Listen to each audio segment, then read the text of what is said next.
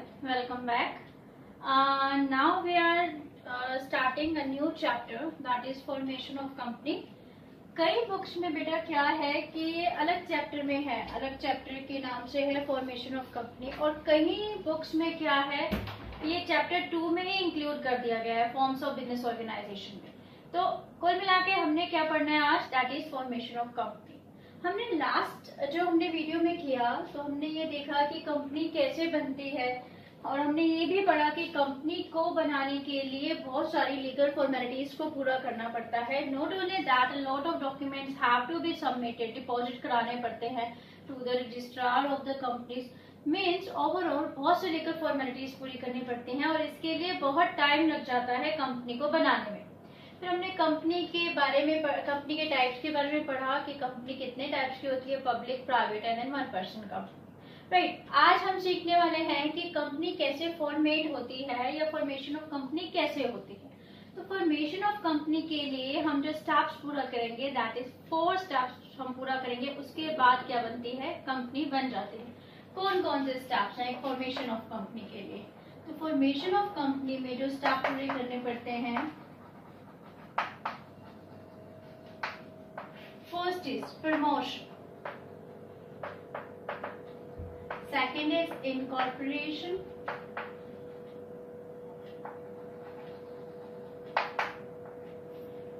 third is capital subscription.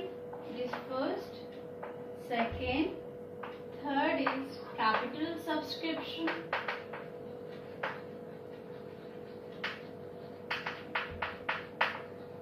and now fourth step is commencement of business.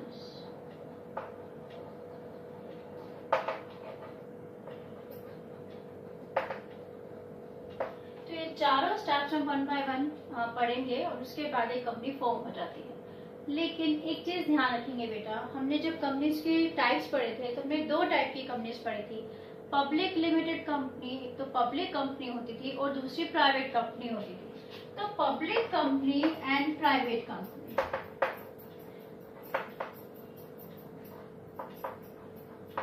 और हमने इनके बारे में डिफरेंस भी पढ़ा था कि क्या डिफरेंस है इनके बीच में। इसका सबसे मेन इंपॉर्टेंट डिफरेंस ये था कि पब्लिक कंपनी क्या करती है, अपनी कैपिटल पब्लिक से मंगवाती है, मतलब वो शेयर्स या different type of securities issue करती है और पब्लिक से पैसा अरेंज करती है और उसके बाद ही बिजनेस स्टार्ट होता है।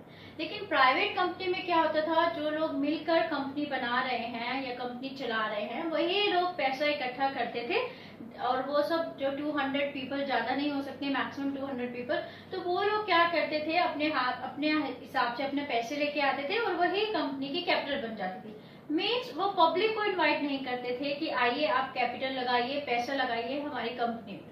तो ऐसे में ध्यान रखेंगे बेटा, एक प्राइवेट कंपनी को सिर्फ 2 ही स्टेप्स पूरे करने पड़ते हैं, promotion and incorporation. Promotion and incorporation किसको पूरे करने पड़ते हैं, प्राइवेट कंपनी को, और जैसे ही इनकॉर्पोरेशन का स्टेप पूरा होगा उसके बाद एक certificate of incorporation private company को मिल जाता है और प्राइवेट कंपनी अपना काम स्टार्ट कर सकती है जैसे ही उसको सर्टिफिकेट ऑफ इनकॉर्पोरेशन मिल जाता है। लेकिन पब्लिक लिमिटेड कंपनी, क्योंकि उसको तो पब्लिक से पैसा अरेंज करना है, तो उसको 2 और स्टेप पूरे करने पड़ते हैं, that is capital subscription and commencement of business. या फिर मैं ये कहूँ कि एक पब्लिक कंपनी को 4 स्टेप पूरे करने पड़ते हैं। 4 स्टेप वो पूरे करेगी और उसके बाद ही उसको क्या मिलेगा, जब वो लास्ट स्टेप पूरा करेगी अपनी कमेंसमेंट ऑफ बिजनेस का, तो एक certificate of commencement of business मिलेगा और उसके बाद वो अपना बिजनेस स्टार्ट कर सकती है। राइट, तो चलो स्टार्ट करते हैं। हमारा फर्स्ट स्टेप प्रमोशन। प्रमोशन क्या होता है, चलो कंपनी नहीं लेते, हम एक सिंपल सा एग्जांपल लेते हैं, एक छोटा सा एग्जांपल, एक छोटी सी शॉप पे एग्जांपल लेते हैं, फिर हम उसको कंपनी से अटैच करेंगे, इससे हमें सारे के सारे पॉइंट्स याद रहेंगे। चलिए स्टार्ट करते हैं। सपोज मैं कोई अपना बिजनेस स्टार्ट करना चाहती हूँ, राइट। अगर मैं कोई बिजनेस स्टार्ट करना चाहती हूँ तो सबसे पहले मुझे कोई ना कोई आइडिया सोचना पड़ेगा कि मैं किस चीज का बिजनेस स्टार्ट करूं जो कि मेरे लिए बहुत ज्यादा प्रॉफिटेबल हो।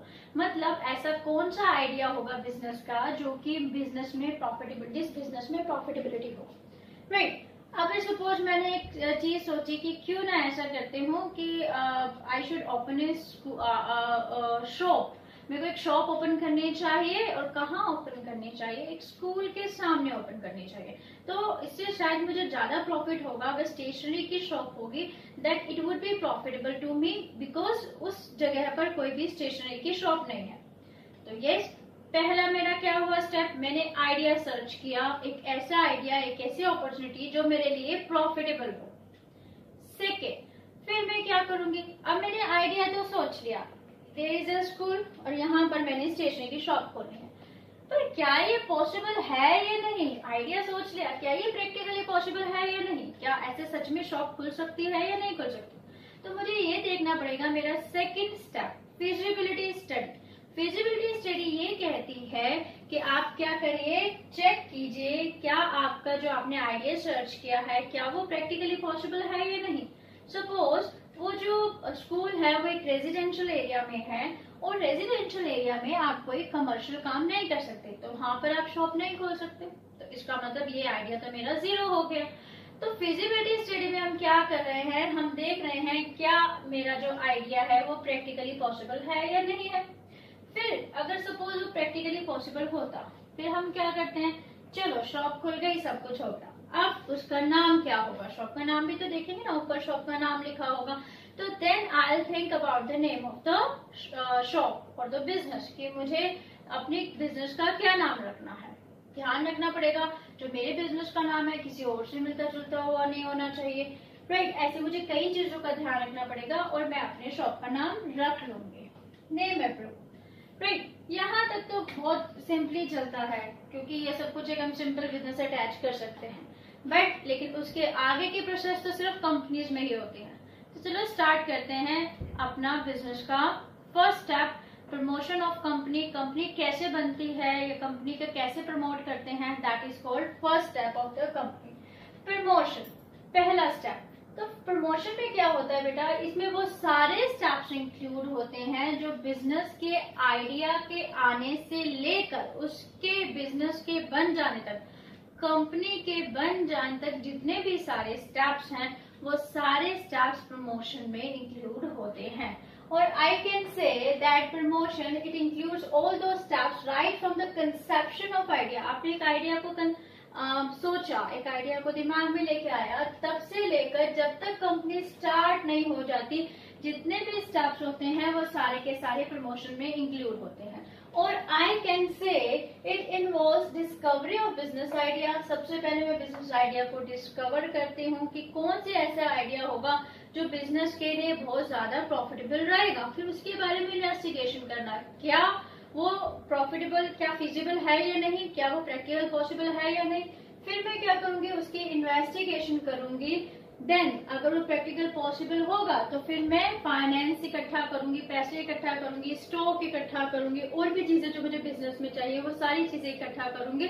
तो that is called assembling of necessary resources to set up the business. और in brief I can say it involves, क्या क्या चीजें इन्वॉल्व होती है, एक बिजनेस आइडिया को सोचना, उसके बाद उसके बारे में इन्वेस्टिगेट करना।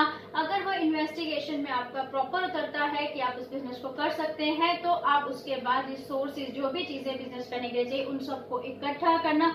ये सब चीजें किसमें आएंगी, प्रमोशन स्टेज में आती हैं। और ये प्रमोशन स्टेज को जो भी पर्सन करता है, एक पर्सन जो प्रमोशन स्टेज को कर रहा है, उसको क्या बोलेंगे, ही इज कॉल्ड प्रमोटर, उसको हम प्रमोटर बोलते हैं। एक ऐसा पर्सन जो प्रमोशन स्टेज को करता है, सारे स्टेप्स को पूरा करता है, he is called a promoter. तो फर्स्ट स्टेप क्या होगा, प्रमोटर पहला स्टेप क्या करेगा, या प्रमोशन में फर्स्ट स्टेप क्या होता है, that is identification of business idea. सबसे पहले हमने कहा है आपसे स्टार्टिंग में, पहले हम एक आइडिया को लेके चलते हैं बिजनेस। मैंने आपको भी एग्जाम्पल में भी समझाया कि सबसे पहले हम देखते हैं कि ऐसा कौन सा बिजनेस आइडिया, ऐसा कौन सा बिजनेस प्रोजेक्ट है जो कि प्रॉफिटेबल साबित हो सकता है, जो कि प्रॉफिटेबल प्रूव हो सकता है। तो उसके लिए पहले आइडिया सोचा जाता है कि ऐसा आइडिया ढूंढा जाए बिजनेस के बारे में, एक अपॉर्चुनिटी सोची जाए जो कि बहुत ज्यादा प्रॉफिटेबल हो, राइट। आप आइडिया मिल जाता है, आपको मिल जाता है प्रोजेक्ट, यस ये जो प्रोजेक्ट है या ये जो काम है ये बहुत ही प्रॉफिटेबल रहेगा। Then second is feasibility study. Feasibility study क्या होता है, that we have to find that whether it is practical possible और नॉट, क्या ये प्रैक्टिकली पॉसिबल है या नहीं है। जो मैंने आइडिया सोचा क्या ये प्रैक्टिकली पॉसिबल है या नहीं। कंपनी के लिए हमने एक आइडिया सोचा था कि ये कंपनी हम इस चीज की बनाएंगे, तो क्या गवर्नमेंट ने क्या उस पर कोई रिस्ट्रिक्शन तो नहीं रख रखी, क्या कोई और लीगल पाबंदी तो नहीं है उस पर। तो ये सारी चीजें हमें सोचनी पड़ती हैं कि जो हमने आइडिया सोचा है क्या हम उसको कंपनी का फॉर्म दे सकते हैं या नहीं, क्या वो प्रैक्टिकली पॉसिबल है या नहीं है। जब आपको लगता है yes it is practically possible, आप कर सकते हैं, उसमें कंपनी स्टार्ट कर सकते हैं। Third, name approval. उसके बाद आप क्या करेंगे, अपनी कंपनी का नाम रखेंगे, और जो कंपनी का नाम होता है ये ध्यान रखेंगे कि वो किसी और कंपनी के नाम से मिलता जुलता नहीं होना चाहिए, राइट। और सेकेंड चीज हम ये ध्यान रखेंगे कि कोई ऐसा नाम नहीं होना चाहिए जो इलीगल हो या फिर गवर्नमेंट की आईज में, गवर्नमेंट की नजर में अप्रोप्रिएट ना हो। तो और थर्ड हम क्या चीज ध्यान में रखेंगे नेम अप्रूवल में ये चीज ध्यान रखना चाहिए, अगर मेरी कंपनी प्राइवेट कंपनी है तो हम उसके आगे क्या लगाते हैं, प्राइवेट लिमिटेड। हम ये पढ़ चुके हैं, हमने लास्ट वीडियो में पढ़ा था ये। और अगर पब्लिक कंपनी होगी तो उसके आगे हम सिर्फ लिमिटेड लगाएंगे। तो नेम अप्रूवल में हमने क्या क्या पॉइंट्स लिखने हैं। नेम अप्रूवल में हमने लिखना है कि कंपनी जब अपने नाम को डिसाइड करती है तो कंपनी को ये ध्यान रखना है, नंबर 1, कंपनी का नाम किसी और कंपनी से मिलता जुलता नहीं होना चाहिए। सेकेंड, कोई भी इलीगल टर्म या इनएप्रोप्रिएट टर्म जो कि गवर्नमेंट की आइज में इनएप्रोप्रिएट है उस टर्म को आप यूज नहीं करेंगे अपनी कंपनी के नाम में। एंड थर्ड, अगर आप प्राइवेट लिमिटेड कंपनी बना रहे हैं तो use private limited at the end of the company's name, और अगर वो आपकी कंपनी पब्लिक कंपनी है then use limited word at the end of your company's name. अपनी कंपनी के नाम के आगे आप लिमिटेड लगाएंगे। तो नेम अप्रूवल में हमें 3 चीजें कंपनी का नाम रखते हुए ध्यान रखते हैं। Why I should write here? मुझे क्यों लिखा है या क्यों लिखना चाहिए यहाँ अप्रूवल, क्योंकि एक चीज ध्यान रखिए बेटा, जब भी क्या होता है, हर एक जगह पे क्या होता है, रजिस्ट्रार ऑफ कंपनीज होता है, गवर्नमेंट की तरफ से अपॉइंटेड होता है। तो हर कंपनी को अपने जितने भी डॉक्यूमेंट्स जो कि उसे चाहिए, रजिस्ट्रार को चाहिए या कंपनी को अपने जो जितने भी डॉक्यूमेंट्स होते हैं वो सारे कहाँ डिपॉजिट कराने पड़ते हैं, सबमिट कराने पड़ते हैं, रजिस्ट्रार के पास कराने पड़ते हैं। तो कंपनीज का रजिस्ट्रार होता है, एक रजिस्ट्रार ऑफिस होता है जहाँ पर हर कंपनी को अपने डॉक्यूमेंट्स क्या करने पड़ते हैं, सबमिट करवाने पड़ते हैं।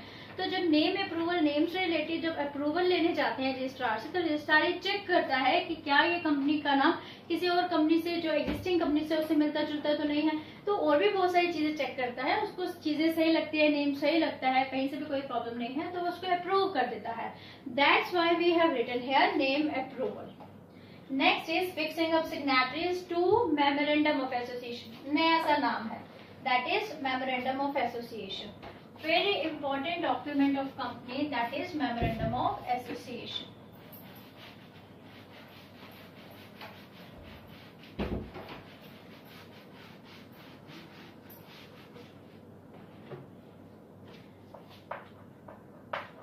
MOA, or I can say memorandum of association.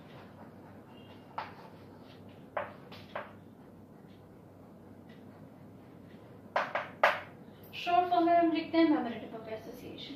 तो कंपनीज के बहुत सारे डॉक्यूमेंट हैं जो कंपनी को रजिस्ट्रार को सबमिट कराने पड़ते हैं, उनमें से एक डॉक्यूमेंट है मेमोरेंडम ऑफ एसोसिएशन।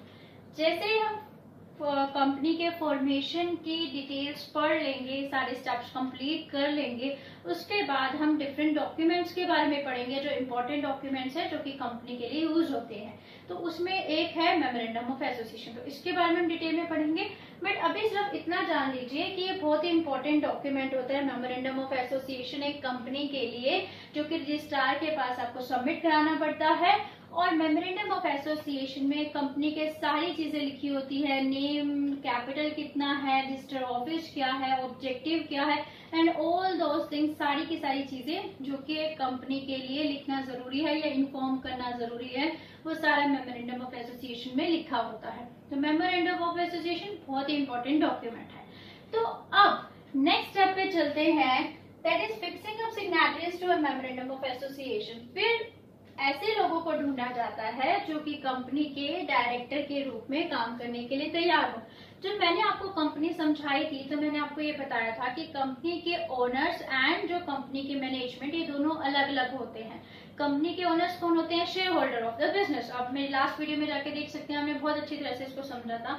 और जो कंपनी के ओनर्स क्योंकि बहुत दूर दूर फैले होते हैं, तो वो अपनी कंपनी के मैनेजमेंट के लिए कुछ लोगों को अपॉइंट करते हैं कि आप कंपनी चलाइए, आपको सैलरी मिलेगी बट आप कंपनी चलाइए, प्रॉफिट होगा तो वो नहीं शेयर होल्डर्स में, ओनर्स में बढ़ जाएगा, राइट। तो अब ऐसे लोग जो कि कंपनी के डायरेक्टर्स के रूप में, मतलब कंपनी को चलाने के लिए तैयार हैं, तो ऐसे लोगों को ढूंढा जाता है और फिर उनके सिग्नेचर लिए जाते हैं कहाँ पर? Memorandum of association. तो हम यहाँ पे लिखेंगे fixing of signatories of memorandum of association.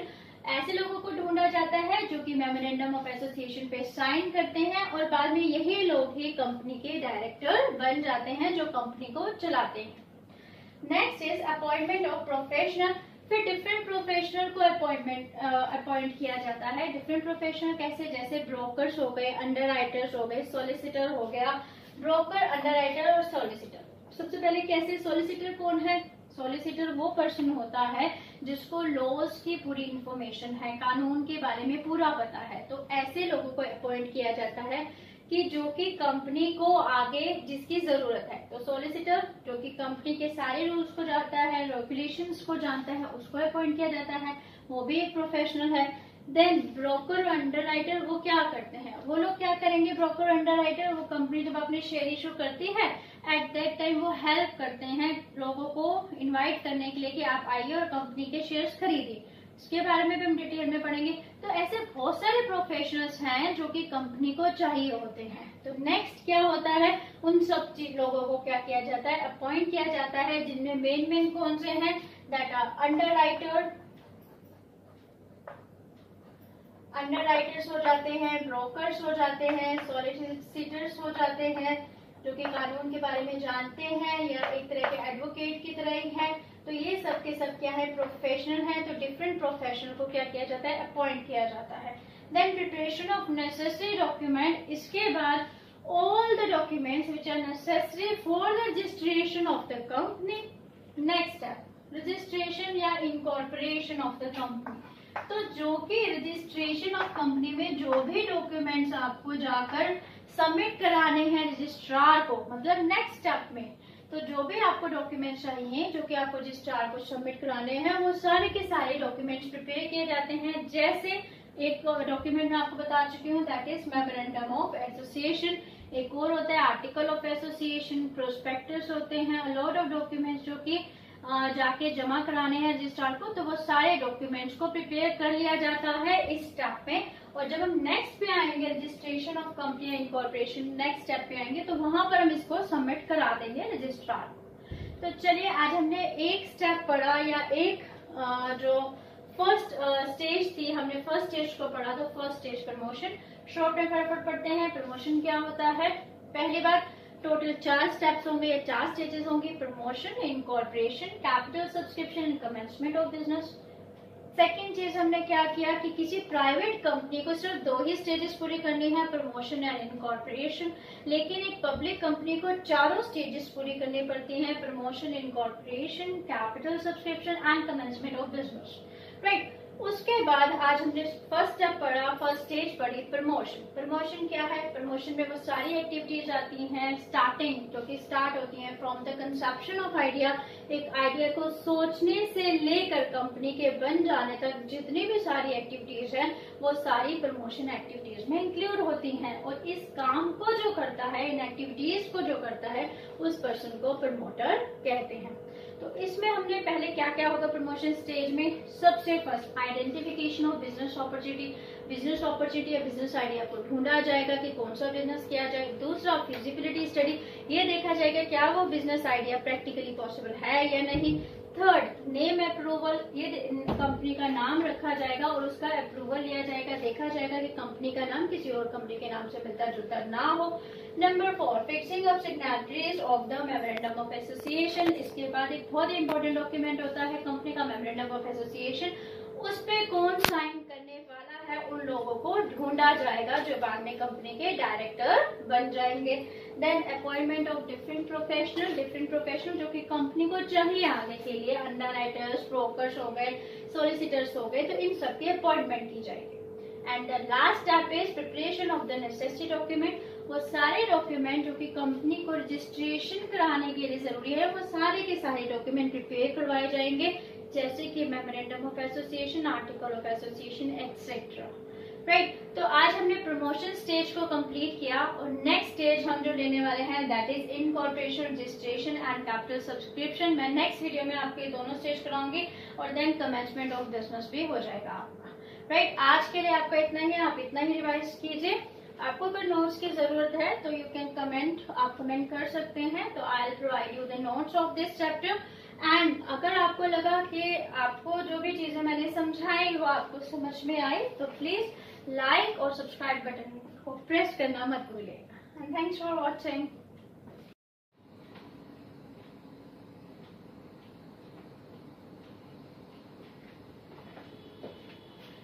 Yes, class 11 we were doing formation of company। Formation of company का हमने फर्स्ट पार्ट या फर्स्ट स्टेज पढ़ चुके हैं, लास्ट वीडियो में हमने पढ़ा। तो अगर आपने नहीं फर्स्ट स्टेज पढ़ी बेटा, तो आप डिस्क्रिप्शन में लिंक दिया है, आप वहां पे जाकर पहले फर्स्ट वीडियो देखिए इस चैप्टर की।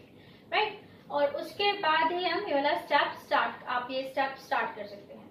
राइट, अब जिन्होंने फर्स्ट स्टेज कर ली है तो उन्हें पता है नेक्स्ट स्टेज जो हमारी कंपनी के फॉर्मेशन की है दैट इज इनकॉर्पोरेशन स्टेज, जिसको हम रजिस्ट्रेशन स्टेज भी कहते हैं। तो आई can say it registration also. क्यों कहा हमने रजिस्ट्रेशन? क्योंकि यहाँ पर कंपनी का रजिस्टर हो जाता है, कंपनी रजिस्टर्ड हो जाती है रजिस्ट्रार के ऑफिस में, मतलब एग्जिस्टेंस में आ जाती है। जब भी कंपनी के रजिस्ट्रार के पास रजिस्टर होता है, उसमें अगर वो कंपनी का नाम लिख देगा, इसका मतलब कंपनी एग्जिस्टेंस में आ चुकी है, तो रजिस्टर्ड हो चुकी है। That is called registration of company और इनकॉर्पोरेशन ऑफ कंपनी। तो जैसे हमने प्रमोशन स्टेप किया था लास्ट स्टेप, और प्रमोशन स्टेप में वेरियस स्टेप्स पूरे किए थे प्रमोशन स्टेज में, ऐसे ही इनकॉर्पोरेशन जो स्टेज होगी उसमें भी हम डिफरेंट टाइप ऑफ स्टेप्स पूरे करेंगे। तो सबसे पहले इनकॉर्पोरेशन है क्या? इनकॉर्पोरेशन मीन्स, अगर हमसे एक लाइन में पूछें तो incorporation of company means registration of company, company का रजिस्ट्रेशन कराना, that is called incorporation stage. तो इनकॉर्पोरेशन स्टेज में हमारा फर्स्ट स्टेप क्या होने वाला है? लास्ट स्टेप क्या था प्रमोशन स्टेज का? तो लास्ट स्टेप मैंने आपको करवाया था कि हमने वो सारे डॉक्यूमेंट्स प्रिपेयर कर लिए थे जो कि हमें इस स्टेज में जरूरत है। राइट, अब हमने सारे डॉक्यूमेंट्स प्रिपेयर करके रख दिए। अब इस स्टेज में हम क्या करेंगे, वही डॉक्यूमेंट्स हम सबमिट करा देंगे रजिस्ट्रार के पास। तो first step, filing of necessary document, सारे के सारे जो नेसेसरी डॉक्यूमेंट्स हैं वो हम कंपनी के रजिस्ट्रार के पास सबमिट करा देंगे, फाइल कर देंगे। कौन कौन से डॉक्यूमेंट्स होते हैं? तो first document that is memorandum of association. थोड़ा बहुत हमने लास्ट वीडियो में इसके बारे में पढ़ा था। तो पहला जो आपका डॉक्यूमेंट होगा that is memorandum of association. Second is article of association, जिसको हम एओबी बोलते हैं। तो ये दो मेन इंपॉर्टेंट डॉक्यूमेंट्स होते हैं। तो ये सारे क्या होंगे, सबमिट होंगे रजिस्ट्रार के पास। थोड़ा बहुत करते हैं, वैसे तो हम इसको डिटेल में करने वाले हैं। नेक्स्ट हमारा जो स्टेप यही होने वाला है, जब ये स्टेजेस कंप्लीट हो जाएंगी तो हम इंपॉर्टेंट डॉक्यूमेंट्स के बारे में पढ़ेंगे। तो मेमोरेंडम ऑफ एसोसिएशन क्या है? मेमोरेंडम ऑफ एसोसिएशन जो कंपनी का होता है, बहुत इंपॉर्टेंट डॉक्यूमेंट होता है, और इसमें कंपनी की कैपिटल, नेम, रजिस्टर्ड ऑफिस, ये सब चीजों के बारे में लिखा होता है, जो कि एक बाहरी व्यक्ति, एक्सटर्नल पर्सन, जो कंपनी का बाहरी व्यक्ति है, जैसे मैं, आप, हम कंपनी के मेंबर तो नहीं है, तो हम लोगों को जानना जरूरी है। अगर मैं कंपनी से कोई भी डील करना चाहती हूँ तो मुझे कंपनी के बारे में कुछ जानना है, तो मैं कंपनी का मेमोरेंडम ऑफ एसोसिएशन पढ़ूंगी। तो मेमोरेंडम ऑफ एसोसिएशन कंपनी के बाहरी व्यक्तियों को कंपनी के बारे में सब कुछ बताता है, तो इसलिए ये बहुत इंपॉर्टेंट डॉक्यूमेंट होता है। Then come to article of association. Article of association company की इंटरनल मैनेजमेंट से रिलेटेड होता है। बोर्ड ऑफ डायरेक्टर्स होंगे, शेयर कैसे इश्यू किए जाएंगे, अगर कोई शेयर्स की पेमेंट नहीं करता है तो कैसे फॉरफीचर किया जाएगा, कैसे उनको कैंसिल किया जाएगा शेयर्स को। तो ये सब चीजें जो कंपनी की इंटरनल मैनेजमेंट है, कंपनी कैसे चलने वाली है, ये सब कुछ आर्टिकल ऑफ एसोसिएशन में लिखा होता है, जो कि अंदर के लोगों के लिए जरूरी है जानना कि कंपनी कैसे चलने वाली है। राइट, तो आर्टिकल ऑफ एसोसिएशन एक इंपॉर्टेंट डॉक्यूमेंट है, सेकंड मेमोरेंडम ऑफ एसोसिएशन है, and third is list of directors. आप याद कीजिए, मैंने लास्ट वीडियो में आपको बताया था कि कुछ सिग्नेटरीज जो होते हैं, जो साइन करते हैं मेमोरेंडम ऑफ एसोसिएशन में, और वही बाद में जाके कंपनी के डायरेक्टर बनते हैं और कंपनी को चलाते हैं। तो उन डायरेक्टर्स की लिस्ट भी दी जाती है इन डॉक्यूमेंट्स में कि जो कि कंपनी को चलाने के लिए तैयार है। देन उनके नाम तो होंगे ही नेचुरली, उनका नाम होगा, उनके एड्रेसेस होंगे, उनके कॉन्टैक्ट नंबर होंगे, ये सब कुछ उस लिस्ट में दिया जाता है। Next is statement of authorised capital. Very very important, अगर मुझे कहना चाहिए एक बहुत ही इम्पोर्टेंट वर्ड है या इम्पोर्टेंट टर्म है, that is authorised capital. Authorised capital हम लोग 12th में भी पढ़ने वाले हैं, क्योंकि आपका सारा का सारा जो कंपनीज अकाउंट है वो आपके अकाउंट्स में आ जाएगा उस टाइम कंपनीज। तो ऑथोराइज्ड कैपिटल क्या होती है? ऑथोराइज्ड कैपिटल वो कैपिटल होती है जिससे ज्यादा कैपिटल एक कंपनी पूरे लाइफ टाइम में इशू नहीं कर सकती। सपोज एक सिंपल से एग्जांपल लेते हैं, मेरी एक कंपनी है और ऑथोराइज्ड कैपिटल मुझे लिखना है, तो ऑथोराइज्ड कैपिटल मैंने लिख दिया 50 लाख या 50 करोड़। तो मतलब दैट इज द कैपिटल। इससे ज्यादा कंपनी के पूरे लाइफ टाइम में कंपनी इससे ज्यादा 50 करोड़ से ज्यादा कैपिटल को इश्यू नहीं कर सकती, मतलब इससे ज्यादा पैसे वो अरेंज कैपिटल के तौर पे नहीं कर सकती है। तो इसीलिए बहुत सोच समझ के डिसाइड करना पड़ता है कि कंपनी की ऑथोराइज्ड कैपिटल हमें कितनी लिखनी है या कितनी देनी है। तो एक हम लिखेंगे return statement of authorised capital भी दिया जाता है। इसमें एक डॉक्यूमेंट होता है जिसमें लिखा जाता है कि कंपनी इससे ज्यादा कैपिटल अपनी पूरी लाइफ टाइम में इश्यू नहीं करेगी। Then written consent of the directors. यहाँ पर डायरेक्टर्स रिटन कंसेंट देते हैं कि yes they want to be a director of the, they want to be director of the company, they are ready to work for the company, company के लिए काम करने के लिए तैयार है, कंपनी का डायरेक्टर बनने के लिए तैयार है, उसके लिए वो रिटन कंसेंट देते हैं, अपने साइन करते हैं। तो एक डॉक्यूमेंट ये भी रजिस्ट्रार के पास सबमिट कराया जाता है। Next is address of registered office of company.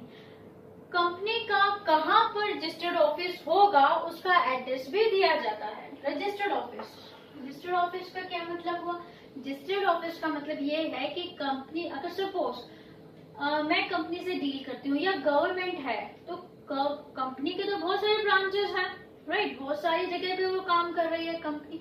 तो कहाँ पर अगर कंपनी से डील करना है, कंपनी को कोई इंफॉर्मेशन देनी है, तो कहीं कोई भी लोग जैसे गवर्नमेंट है, कहाँ पर वो उससे कांटेक्ट करे? तो एक ऐसा ऑफिस जहाँ पे कंपनी के सारे इंपॉर्टेंट डॉक्यूमेंट्स रखे जाते हैं, जहां से कम्युनिकेशन किया जाता है एक्सटर्नल पार्टीज को, या एक्सटर्नल पार्टी जहां कम्युनिकेट कर सकती हैं, तो वैसे ऑफिस को रजिस्टर्ड ऑफिस कहा जाता है। तो एक ऑफिस, कंपनी का जो रजिस्टर्ड ऑफिस होता है, उसमें सारे इंपॉर्टेंट डॉक्यूमेंट्स भी रखे जाते हैं। तो कहाँ पर वो कंपनी का रजिस्टर्ड ऑफिस है उसका एड्रेस आपको देना पड़ता है, तो वो भी एक डॉक्यूमेंट होता है। तो सबसे फर्स्ट हमने किया कि सबसे पहले हमने नेसेसरी डॉक्यूमेंट्स को हम फाइल करेंगे टू द रजिस्ट्रार ऑफिस। कौन कौन से डॉक्यूमेंट है? Memorandum of association, article of association, list of directors, then उनके बाद consent of directors. List of directors में तो नेम और एड्रेस हमने दे दिया, कंसेंट लिखा हुआ भी उनका कि they are ready to work for the company, काम करने के लिए तैयार है। और देन उसके बाद हम देते हैं ऑथोराइज्ड कैपिटल का कितनी होगी कंपनी की, ये अच्छी तरह से एक्सप्लेन करते हैं। और उसके बाद हम रजिस्टर्ड ऑफिस का जो एड्रेस है कंपनी का, ये भी डॉक्यूमेंट हम कंपनी का देते हैं। तो ये सारे के सारे डॉक्यूमेंट्स होंगे जो एक कंपनी क्या होगी, रजिस्टर्ड कंपनी को फाइल करने पड़ेंगे। Then come to the next step. Next step पे आते हैं हम लोग। नेक्स्ट स्टेप कहता है, next step is saying payment of fees. All know that कि कोई भी काम आप करते हैं तो उसके लिए फीस तो जमा करानी पड़ेगी, फीस के बिना तो कोई काम नहीं होता आजकल। तो जितनी भी नेसेसरी फीस है इन डॉक्यूमेंट के साथ नेसेसरी फी भी रजिस्ट्रार को डिपॉजिट करा दी जाती है। Then next registration. अब रजिस्ट्रार क्या करता है, वो चेक करता है आपके डॉक्यूमेंट्स को।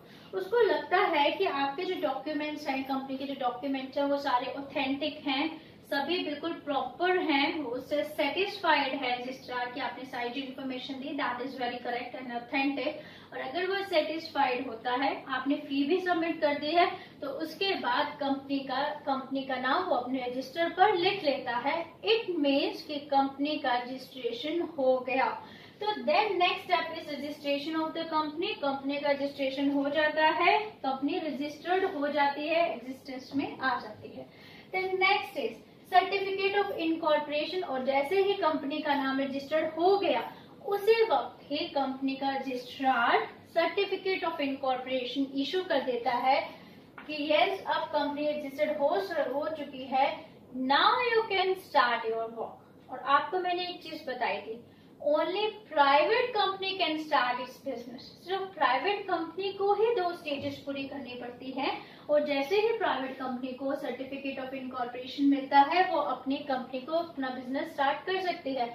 लेकिन पब्लिक कंपनी को नेक्स्ट 2 स्टेजेस को भी पूरा करना पड़ता है। यहाँ पर प्राइवेट कंपनी ने अपने सारी स्टेजेस पूरी कर ली है, और प्राइवेट कंपनी को जैसे ही सर्टिफिकेट ऑफ रजिस्ट्रेशन या सर्टिफिकेट ऑफ इनकॉर्पोरेशन मिलेगा, प्राइवेट कंपनी अपना बिजनेस स्टार्ट कर देगी।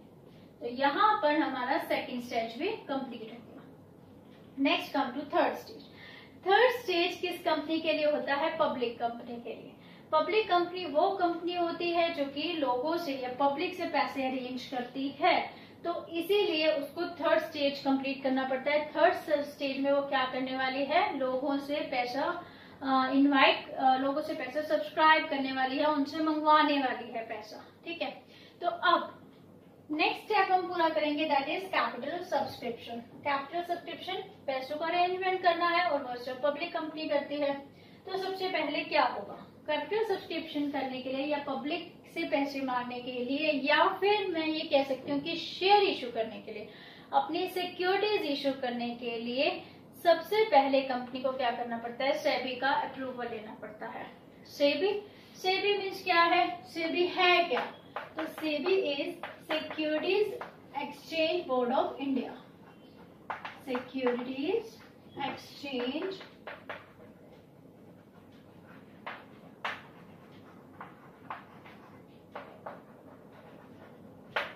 Security exchange board of India. देखो, मैंने आपको थोड़ा बहुत कंपनी के बारे में बताया था, जब कंपनी अपने शेयर्स इशू करती है और कैसे कंपनी के शेयर्स पब्लिक खरीदती है और कंपनी के पास पैसा आ जाता है और वो अपना काम शुरू कर सकती है। ठीक है, तो यहीं से कुछ रिलेटेड है। अब security exchange board of India government ने एस्टैब्लिश किया 1992 में। क्यों एस्टैब्लिश किया? क्योंकि उसको लगता था कि कई बार कई कंपनीज होती हैं जो कि एक इन्वेस्टर को चीट कर लेती हैं। जैसे सपोज अगर मुझे कुछ नहीं पता about the market, stock market, shares वगैरह के बारे में कुछ नहीं पता है, तो एट दैट टाइम जब मैं इन्वेस्ट करूंगी तो हो सकता है कि कई कंपनियां मुझे चीट कर दें। तो ऐसे में इन्वेस्टर को चीट होने से बचाने के लिए गवर्नमेंट ने एक इंस्टीट्यूशन एस्टैब्लिश किया। वो इंस्टीट्यूशन क्या है? सेबी है, security exchange board of India. तो ये क्या करता है? कंपनीज पे नजर रखता है। कैसे कि कंपनीज जो भी हैं, क्या वे ऑथेंटिक कंपनी है या नहीं है, क्या वो मिनिमम रिक्वायरमेंट्स को पूरा करती हैं या नहीं करती हैं, क्या वो इन्वेस्टर को चीट कर रही है नहीं कर रही। तो इन सब चीजों पे नजर कौन रखेगा? सेबी रखेगा, ताकि वो इन्वेस्टर को बचा सके, किसी भी चीट से, किसी भी नुकसान से बचा सके। राइट, तो अब कंपनी आ गई अपने थर्ड स्टेज में। कंपनी को पैसे चाहिए, इसके लिए उसको अपनी सिक्योरिटीज इशू करनी पड़ेंगी, शेयर, डिबेंचर, ये सब इशू करना पड़ेगा। लेकिन उससे पहले उसको सेबी से अप्रूवल लेना पड़ेगा। तो सेबी के पास जितने भी उसको अपने इंपॉर्टेंट या नेसेसरी डॉक्यूमेंट जो कि सेबी को चाहिए, तो वो सारे डॉक्यूमेंट्स उसको सबमिट कराने पड़ेंगे सेबी को। और अगर सेबी को लगता है कि जो भी डॉक्यूमेंट्स हैं वो बिल्कुल सही हैं, कंपनी जेन्युइन है, सारी चीजें ऑथेंटिक है, तो ही सेबी अप्रूवल देता है कि यस आप अपना कंपनी, आप जो कंपनी है वो आप क्या कर सकते हैं, पब्लिक से पैसा अरेंज कर सकते हैं। तो सबसे पहले सेबी की अप्रूवल लेनी जरूरी है। Next, filing of prospectus. अब सेबी ने अप्रूवल दे दी कि यस आप पब्लिक से पैसा अरेंज कर सकते हैं। तो पब्लिक से पैसा अरेंज कैसे करेंगे? तो हाँ, क्या करती है कंपनी, एक प्रोस्पेक्टस इश्यू करती है। प्रोस्पेक्टस का क्या मतलब हुआ? अब प्रोस्पेक्टस तो हम सबने देखा है, जैसे आप स्कूल जाते हैं, सपोज आप सोच रहे हैं कि हम कोई और स्कूल ज्वाइन करें या कोई कॉलेज ज्वाइन करने की सोचता है कुछ भी, तो एक प्रोस्पेक्टस मिलता है। प्रोस्पेक्टस में सब कुछ स्कूल के या कॉलेज के बारे में लिखा होता है, क्या क्या इसके अचीवमेंट्स हैं, आपको क्या क्या वहाँ फैसिलिटी मिलेंगी, आपको दूसरे स्कूल से क्या अच्छा वहाँ पर मिलेगा, तो दैट इज कॉल्ड प्रोस्पेक्टस। तो अगर कंपनी चाहती है कि पब्लिक उसकी कंपनी में पैसा इन्वेस्ट करे, तो वो भी प्रोस्पेक्टस इशू करती है। प्रोस्पेक्टस में वो सब कुछ बताती है अबाउट कंपनी के बारे में, कंपनी के कौन कौन से डायरेक्टर्स हैं, कौन से अच्छे डायरेक्टर्स हैं जो कंपनी को सक्सेसफुल कर सकते हैं, कंपनी का प्रोजेक्ट क्या है, ऑथराइज कैपिटल क्या है, A to Z कंपनी के बारे में बताया जाता है। क्यों बताया जाता है? क्योंकि तभी तो अगर इन्वेस्टर को लगेगा कि ये सब कुछ ठीक है, डायरेक्टर भी बहुत अच्छे हैं, कंपनी का प्रोजेक्ट भी अच्छा है, कैपिटल भी अच्छी है, ये समथिंग जो भी वो सोचता है कि ये चीज अच्छी है, तभी तो वो पैसा इन्वेस्ट करेगा। वो ऐसे बिना सोचे समझे तो पैसा इन्वेस्ट नहीं करेगा। तो इसके बाद क्या करना पड़ता है, जैसे ही कंपनी को सेबी का अप्रूवल मिलता है तो वो अपना प्रोस्पेक्टस इशू करती है। प्रोस्पेक्टस में कंपनी से रिलेटेड सारी इन्फॉर्मेशन दी जाती है और लोगों को, पब्लिक को कहा जाता है कि आप हमारी कंपनी में क्या कीजिए, इन्वेस्ट कीजिए, हमारी कंपनी की सिक्योरिटीज खरीदिए, शेयर्स खरीदिए। तो प्रोस्पेक्टस के पीछे एक एप्लीकेशन फॉर्म लगा होता है। तो अगर आप इंटरेस्टेड हैं तो आप उस एप्लीकेशन फॉर्म को फिल कीजिए और साथ में जितने पैसे उन्होंने मांगे हैं आप पैसे भी उसके साथ आप कंपनी को भेज देते हैं। तो इसका मतलब आपने कंपनी के, और फिर कंपनी क्या करेगी, आपको शेयर्स भेजेगी। लेकिन ये बात की बात है, तो अगर आप इंटरेस्टेड होते हैं तो आप एप्लीकेशन फिल करते हैं और साथ में जो पैसे रिक्वायर्ड हैं, जो मांगती है कंपनी, आप उस पैसे को भेज देते हैं। अब यहाँ पर एक चीज ये भी आ गई बेटा, आप कई स्टूडेंट्स क्वेश्चन पुट करते हैं कि मैम अगर वो पैसे कंपनी के पास चले गए, कंपनी ने बिजनेस स्टार्ट नहीं किया, वो कंपनी आउट हो गई, भाग गई पैसा लेके, तो फिर क्या होगा? पहली बात, ऐसा नहीं हो सकता। क्यों नहीं हो सकता? क्योंकि जब सेबी अप्रूवल मिली है तो सेबी हर चीज की अच्छी तरह से ऑथेंटिसिटी की जांच करती है कंपनी की। कोई चीट नहीं कर सकता। बहुत ही रेयर चांस होंगे कि जो सेबी को रखा किस लिए गया, सेबी को इसलिए तो बनाया गया है कि आप ये चीज चेक कीजिए कि जो भी कंपनीज आ रही हैं पब्लिक से पैसे लेने, क्या वो सही है या नहीं। तो ये काम तो सेबी का है। और दूसरी बात, आप प्रोसेस को समझिए। जब आप पैसा भेजते हैं कंपनी को, तो वो पैसा कभी कंपनी के पास नहीं जाता। कंपनी को एक बैंक अपॉइंट करना होता है। बीच में क्या आएगा? बैंक। ये आप हैं, आप एक शेयर होल्डर हैं क्योंकि आपने क्या किया, शेयर्स खरीदे हैं, या इन्वेस्टर मैं लिखती हूँ, आपने पैसे भेजे कि आप कंपनी में इन्वेस्ट करना चाहते हैं, और ये है कंपनी। तो आपने जो पैसे भेजे हैं वो बैंक के पास जाके क्या हो जाते हैं, डिपॉजिट हो जाते हैं, सीधा कंपनी के पास नहीं पहुंचते हैं। कंपनी को कुछ लीगल फॉर्मेलिटीज रिक्वायरमेंट पूरी करनी पड़ती है, तभी वो पैसा बाद में कंपनी के पास जाता है। कौन सी रिक्वायरमेंट पूरी करनी पड़ती है अभी हम देखेंगे। तो यस, अभी तक हमने क्या सीखा कि आपने पैसा भेजा, वो कहाँ पहुंच गया, कंपनी ने एक बैंक अपॉइंट कर रखा था कि आप इस बैंक में भेजेंगे पैसा, तो आपने क्या किया, उस बैंक में अपना पैसा दे दिया। अभी तक बैंक के पास ही है पैसा। अब क्या रिक्वायरमेंट है? अब लेकिन रिक्वायरमेंट से पहले एक और स्टेप कर लेते हैं, दैट अपॉइंटमेंट ऑफ बैंकर्स। अभी मैंने आपको बताया कि बैंक को अपॉइंट किया जाता है जिसमें आपका पैसा जाता है। तो appointment of bankers, brokers and underwriters. Brokers क्यों है और अंडरराइटर्स क्यों है, ध्यान से समझेंगे। ब्रोकर्स क्या है? अब कंपनी अपनी सिक्योरिटीज या फिर शेयर्स इशू करने जा रही है, तो जब कंपनी शेयर्स इशू करती है तो अब जरूरी थोड़ी है कि कंपनी के शेयर सब लोग मांग ले, नहीं हो सकता ऐसे। तो कंपनी को जितना पैसा चाहिए उतना मिल जाए। अगर इन सब चीजों को चाहते हैं कंपनी की सही तरीके से हो, तो ब्रोकर अपॉइंट करती है। ब्रोकर कौन है? ब्रोकर एक मिडलमैन की तरह ही है। वो लोगों को एम्फेसाइज करता है, इंसिस्ट करता है, या फिर वो इस तरह से इम्प्रेस करता है कि यस आप इस कंपनी के शेयर्स खरीदिए, इस कंपनी की सिक्योरिटीज खरीदिए। तो ये ब्रोकर है। ब्रोकर किस में हेल्प कर रहा है? आपकी सिक्योरिटीज बेचने में हेल्प कर रहा है, कंपनी की सिक्योरिटीज बेचने में हेल्प करता है। कंपनी अपनी सिक्योरिटीज बेचेगी तभी तो पैसा आएगा कंपनी के पास। तो ब्रोकर को अपॉइंट किया जाता है कि आप कंपनी की सिक्योरिटीज बेचने में हेल्प कीजिए। अंडर राइटर कौन होते हैं? अंडर राइटर वो होते हैं जो ये कहते हैं ठीक है, अगर कंपनी की सिक्योरिटीज नहीं बिकते हैं तो I am going to take the securities of the company, तो मैं वो सारी सिक्योरिटीज कंपनी की ले लूंगा। कैसे? अंडर राइटर क्या करता है, आपसे कंपनी के सपोज 10 रुपए का एक शेयर है तो वो ले लेगा और उसके बाद वो उसको बेचेगा। हो सकता है ज्यादा में भी बेचे, वो उसकी मर्जी है, बस उसने आपके शेयर खरीद लिए, आपका काम हो गया, आपके पास पैसा आ गया। मेन चीज ये होती है। तो अंडर राइटर क्या करता है, वो ये आपको गारंटी देता है कि वो क्या करेगा, कंपनी के शेयर्स जो नहीं बिकेंगे या कंपनी के मोस्ट ऑफ द शेयर्स वो क्या करेगा, वो खुद ही खरीद लेगा, तो वो अंडर राइट कर देगा कंपनी को। या फिर कुल मिला के हम ये कह सकते हैं कि ये तीनों क्या कर रहे हैं, कंपनी के जो भी सिक्योरिटी इशू करती है कंपनी और जो पैसा आता है उसके लिए वो हेल्प कर रहे हैं। तो फिर क्या किया जाता है, इनकी अपॉइंटमेंट की जाती है। हो गए, बैंकर्स अपॉइंट हो गए।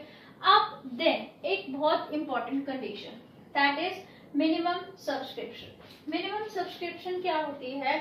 मिनिमम सब्सक्रिप्शन वो सब्सक्रिप्शन होती है जैसे कंपनी के लिए लीगली या फिर ये जरूरी है कि कंपनी ने जितना पैसा मंगवाया है या फिर जितने भी कंपनी ने सिक्योरिटी इशू की है उसका कम से कम 90% लोगों के द्वारा मांगा जाना चाहिए। कैसे? सपोज कंपनी ने 1 लाख रुपए की कैपिटल चाहिए थी, तो कंपनी ने 1 लाख रुपए की कैपिटल इशू की कि यस आइए और आप हमारे शेयर्स खरीदिए, हम आपको शेयर्स देंगे, आप हमें 1 लाख रुपए दीजिए। लेकिन अगर सपोज कंपनी के पास 90%, ये एक कंपल्शन है कि 90% ऑफ सब्सक्राइब्ड कैपिटल कंपनी के पास पहुंचनी चाहिए, बैंक में पहुंचनी चाहिए। तो इसका मतलब अगर मैं 1 लाख रुपए मांगती हूँ, 1 लाख के सिक्योरिटी इशू करती हूँ, तो कम से कम पब्लिक को 90,000 रुपीज की तो मुझसे डिमांड करनी ही चाहिए कि 90,000 रुपीज के आप शेयर्स मुझे दे दीजिए। तो पब्लिक की तरफ से कम इतनी डिमांड तो आनी ही चाहिए 90,000 रुपीज तक की शेयर तक की।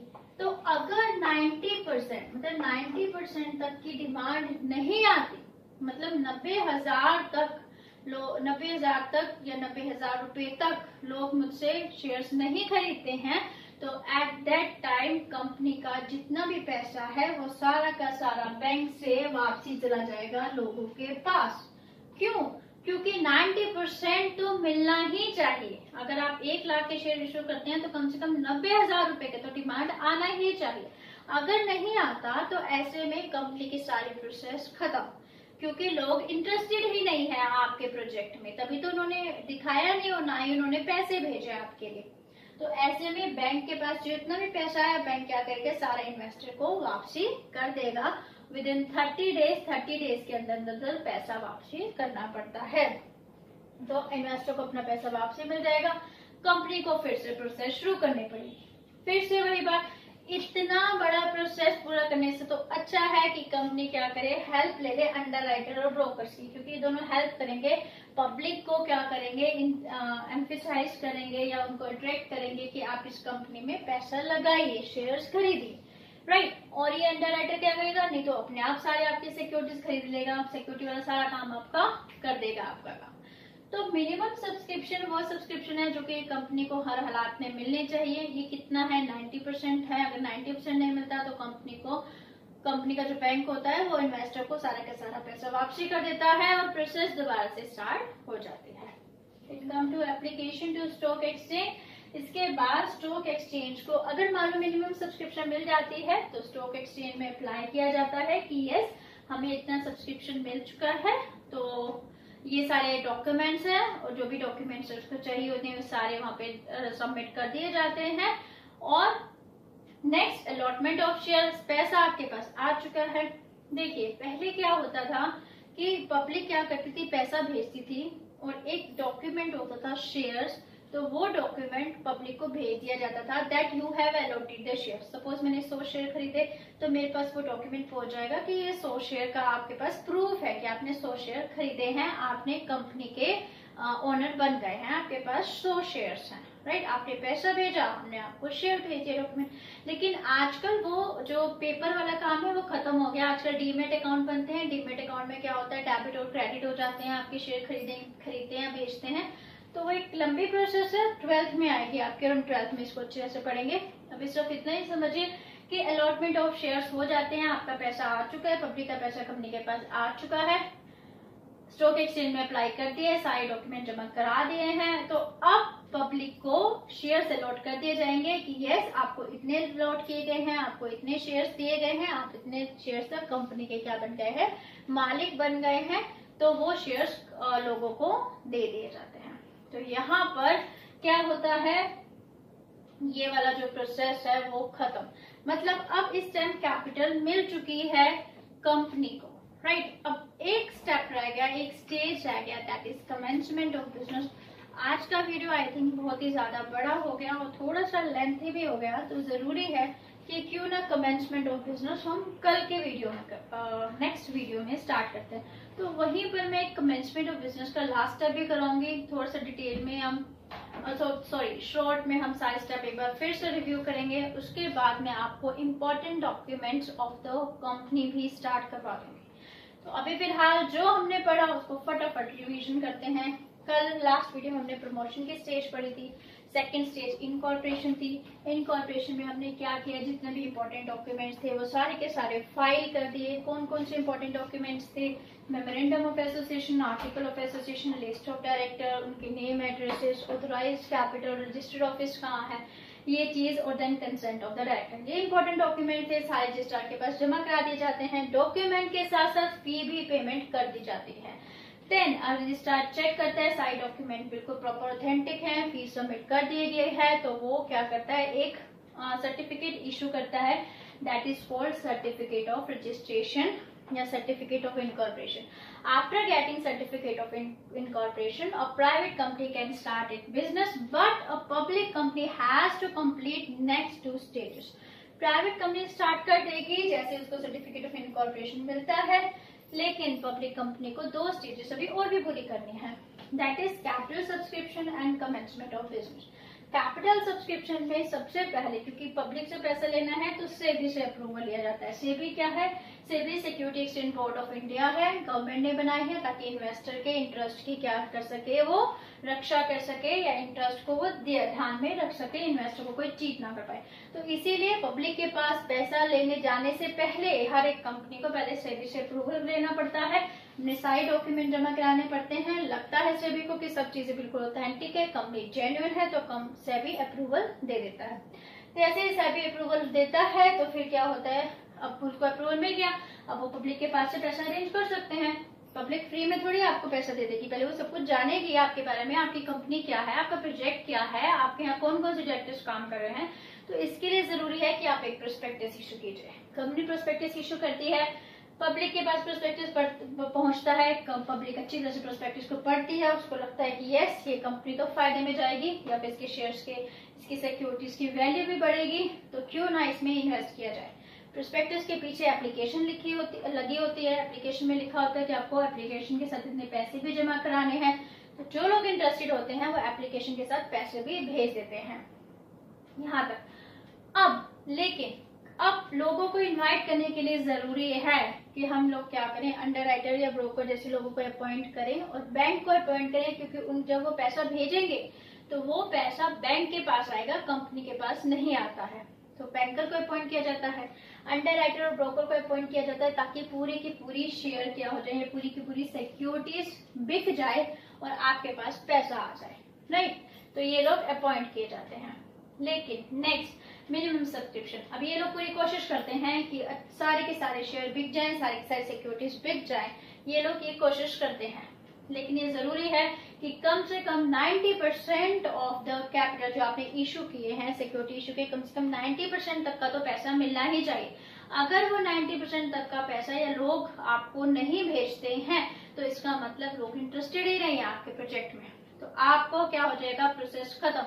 आपको जो बैंक के पास पैसा आया है लोगों का, अगर 90% से कम है तो वो सारा का सारा पैसा वापसी पब्लिक को या इन्वेस्टर को वापसी चला जाता है, प्रोसेस यहाँ पे खत्म हो जाती है, क्योंकि दोबारा से शुरू करना पड़ेगा फिर से। प्रॉब्लम यहीं पर होता है।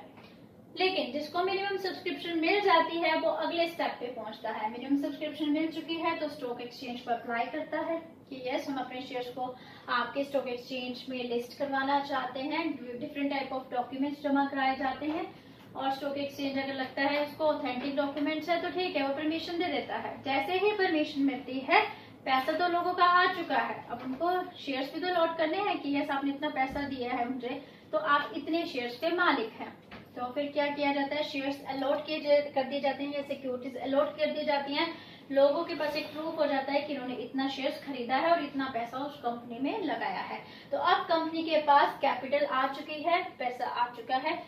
नेक्स्ट एक और स्टेप रह गया, एक और स्टेज रह गई, कमेंसमेंट ऑफ बिजनेस, और वो हम कंप्लीट करेंगे नेक्स्ट वीडियो में। आज के लिए सिर्फ आप इतना ही पढ़ेंगे। आपको लगा कि आज का लेक्चर बड़ा अच्छा था, आपको चीजें समझ में आई, तो प्लीज उसको लाइक कीजिएगा और सब्सक्राइब करना भी मत भूलिएगा। एंड देखने के लिए thank you, thanks for watching.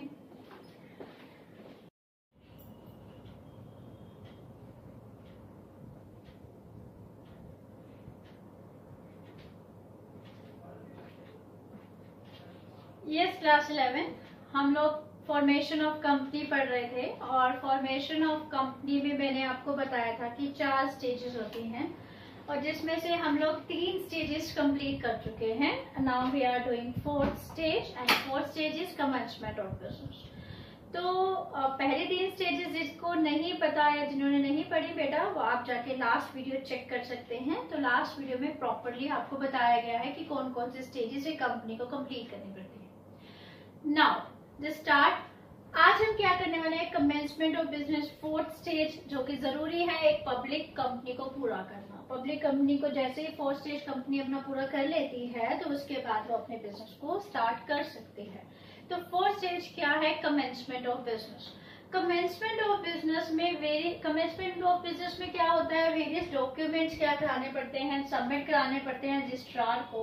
और जैसे ही डॉक्यूमेंट सबमिट होते हैं रजिस्ट्रार के पास, कौन कौन से डॉक्यूमेंट्स पढ़ने वाले हैं हम लोग, ये सारे डॉक्यूमेंट रजिस्ट्रार को सबमिट कराने होते हैं, और रजिस्ट्रार को लगता है कि yes, these documents are authentic, these are proper. उसके बाद जो रजिस्ट्रार होता है वो क्या करता है, सर्टिफिकेट ऑफ कमेंसमेंट इशू कर देता है टू द कंपनी। कंपनी को वो सर्टिफिकेट ऑफ कमेंसमेंट इशू कर देता है, और सर्टिफिकेट ऑफ कमेंसमेंट जैसे ही पब्लिक कंपनी को इशू होता है तो उसके बाद कंपनी अपना बिजनेस स्टार्ट कर सकती है। पढ़ते हैं कौन कौन से डॉक्यूमेंट्स होते हैं जो कि कंपनी को सबमिट कराने पड़ते हैं। तो फर्स्ट डॉक्यूमेंट है अ डिक्लेरेशन। एक डिक्लेरेशन होनी चाहिए जिसमें ये लिखा होना चाहिए कि दैट 90% ऑफ द सब्सक्राइब जो कैपिटल है वो सब्सक्राइब कर दी गई है। मैंने आपको लास्ट वीडियो में समझाया था कि ये एक मिनिमम रिक्वायरमेंट होती है, मिनिमम सब्सक्रिप्शन। आप एक नंबर का क्वेश्चन भी आता है, what do you mean by minimum subscription. तो मिनिमम सब्सक्रिप्शन कितनी होती है, 90% ऑफ द कैपिटल। जितना मैंने लोगों से पैसे मांगे हैं, जितने मैंने शेयर्स इशू किए हैं, उसका कम से कम 90% तो मुझे मिलना ही चाहिए। तो अगर 90% कंपनी को मिल जाता है उसके बाद ही कंपनी अपनी आगे की प्रोसेस करती है, नहीं मिलता तो कंपनी को पैसे वापसी लौटाने पड़ते हैं पब्लिक को, राइट। अब पहले ये डिक्लेरेशन करनी पड़ती है कि यस, कंपनी को जो 90% की जो मिनिमम रिक्वायरमेंट थी, जो मिनिमम सब्सक्रिप्शन की रिक्वायरमेंट थी, वो कंपनी को मिल चुकी है, कि कंपनी अब अपना बिजनेस स्टार्ट करने के लिए तैयार है। नेक्स्ट वो क्या देती है, एक और डॉक्यूमेंट होता है जिसमें वो फिर से डिक्लेरेशन करती है कि डायरेक्टर्स ने, एक बात ध्यान रखेंगे बेटा, जब भी कंपनी स्टार्ट होती है, कंपनी में शेयर्स इशू करती है, तो कंपनी के डायरेक्टर्स, मैंने आपको बताया था, डायरेक्टर्स क्या करते हैं, कंपनी को मैनेज करेंगे, कंपनी को चलाएंगे। तो अब वो डायरेक्टर्स को कंपनी के कुछ शेयर्स भी खरीदने पड़ते हैं, और वो शेयर्स को क्या बोलते हैं, उसको बोलते हैं क्वालिफिकेशन शेयर्स। तो कंपनी के डायरेक्टर्स भी कुछ शेयर्स खरीदते हैं कंपनी के, और उन शेयर्स को कहते हैं क्वालिफिकेशन शेयर्स। तो नेक्स्ट डिक्लेरेशन ये होती है कि कंपनी के डायरेक्टर्स ने क्या किया है, कंपनी के शेयर्स खरीद लिए हैं और उसकी जो पेमेंट है वो कर चुके हैं कंपनी के डायरेक्टर्स। तो नेक्स्ट डिक्लेरेशन ये कर दी जाती है। एंड थर्ड क्या डिक्लेरेशन होती है, थर्ड डिक्लेरेशन ये होती है दैट जितनी भी रिक्वायरमेंट है वो कंप्लीट कर ली गई है, डायरेक्टर्स ने साइन कर दिए गए हैं, अब कंपनी पूरी तरह से काम करने के लिए तैयार है। जैसे ही ये डिक्लेरेशन रजिस्ट्रार के पास दी जाती है, रजिस्ट्रार इसको क्रॉस चेक करता है कि क्या ये डिक्लेरेशन बिल्कुल सही होती है, ऑथेंटिक प्रूव होती है, तो फिर वही रजिस्ट्रार क्या करेगा, सर्टिफिकेट ऑफ कमेंसमेंट इशू कर देगा। और जैसे ही सर्टिफिकेट ऑफ कमेंसमेंट इशू होगा उसके बाद एक पब्लिक कंपनी अपना बिजनेस स्टार्ट कर सकती है। यहाँ पर कंपनी के फॉर्मेशन के स्टेजेस कंप्लीट है। थोड़ा सा रिकैप, सबसे पहले स्टेज प्रमोशन, सेकंड थी रजिस्ट्रेशन, थर्ड थी capital subscription and fourth stage है commencement of business.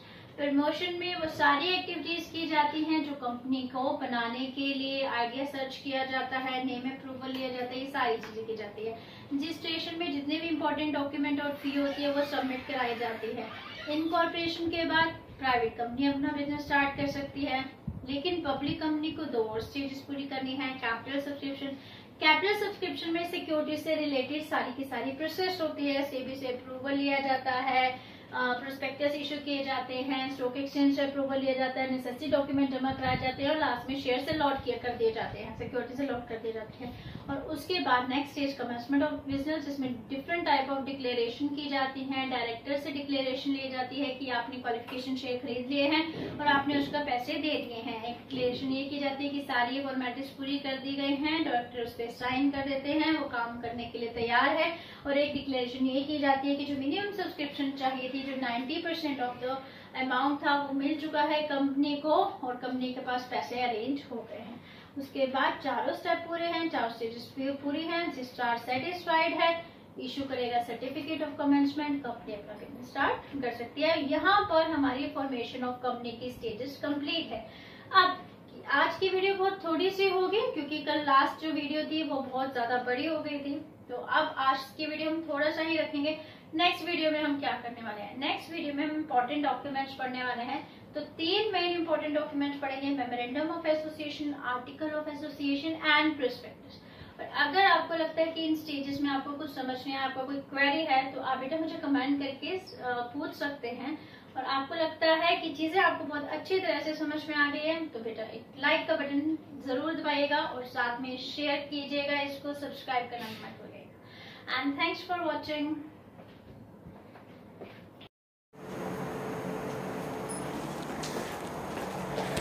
Yes, class 11th. We were doing formation of company and formation of company में हमने most of the part of the chapter हम कर चुके थे।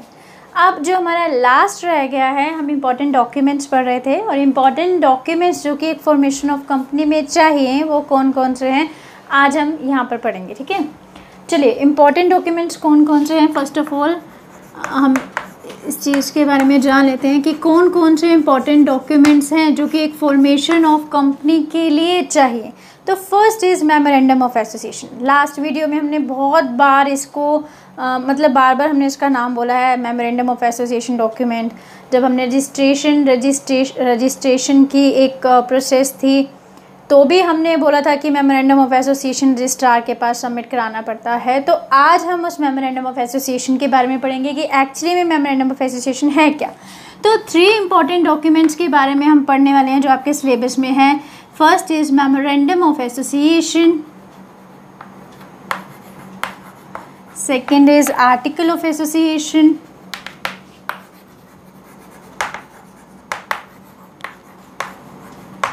and third is prospectus। तो आज की वीडियो में हम क्या करने वाले हैं, मेमोरेंडम ऑफ एसोसिएशन के बारे में ही पढ़ेंगे। तो मेमोरेंडम ऑफ एसोसिएशन एक्चुअली में क्या है, ये सबसे इम्पॉर्टेंट डॉक्यूमेंट है एक कंपनी का। जब भी कंपनी एक मेमोरेंडम ऑफ एसोसिएशन प्रिपेयर करती है तो वो बहुत सी चीज़ों का ध्यान रखती है कि जो भी वो मेमोरेंडम ऑफ एसोसिएशन में चीज़ें लिखे वो बिल्कुल एक्यूरेट और ऑथेंटिक होनी चाहिए। Why? Because memorandum of association इस तरह से तैयार किया जाता है ताकि कंपनी के बाहर किसी को भी कंपनी के बारे में नॉलेज चाहिए तो वो उसके मेमोरेंडम ऑफ एसोसिएशन को पढ़कर उसकी नॉलेज ले सकता है। तो हम कह सकते हैं कि एक्चुअली में मेमोरेंडम ऑफ एसोसिएशन बाहर के लिए, बाहर के लोगों के लिए, जो कि कंपनी के बाहर के लोग हैं, कंपनी के बारे में जानना चाहते हैं, उनके लिए बनाया जाता है मेमोरेंडम ऑफ एसोसिएशन। तो ये किसको कनेक्ट करता है? ये आउटसाइडर्स को कनेक्ट करता है। किससे कनेक्ट करता है? कंपनी से कनेक्ट करता है। तो इसीलिए मेमोरेंडम ऑफ एसोसिएशन को हम डॉक्ट्राइन ऑफ आउटडोर मैनेजमेंट भी बोलते हैं। तो कई बार आपको दिखेगा that is doctrine of outdoor management,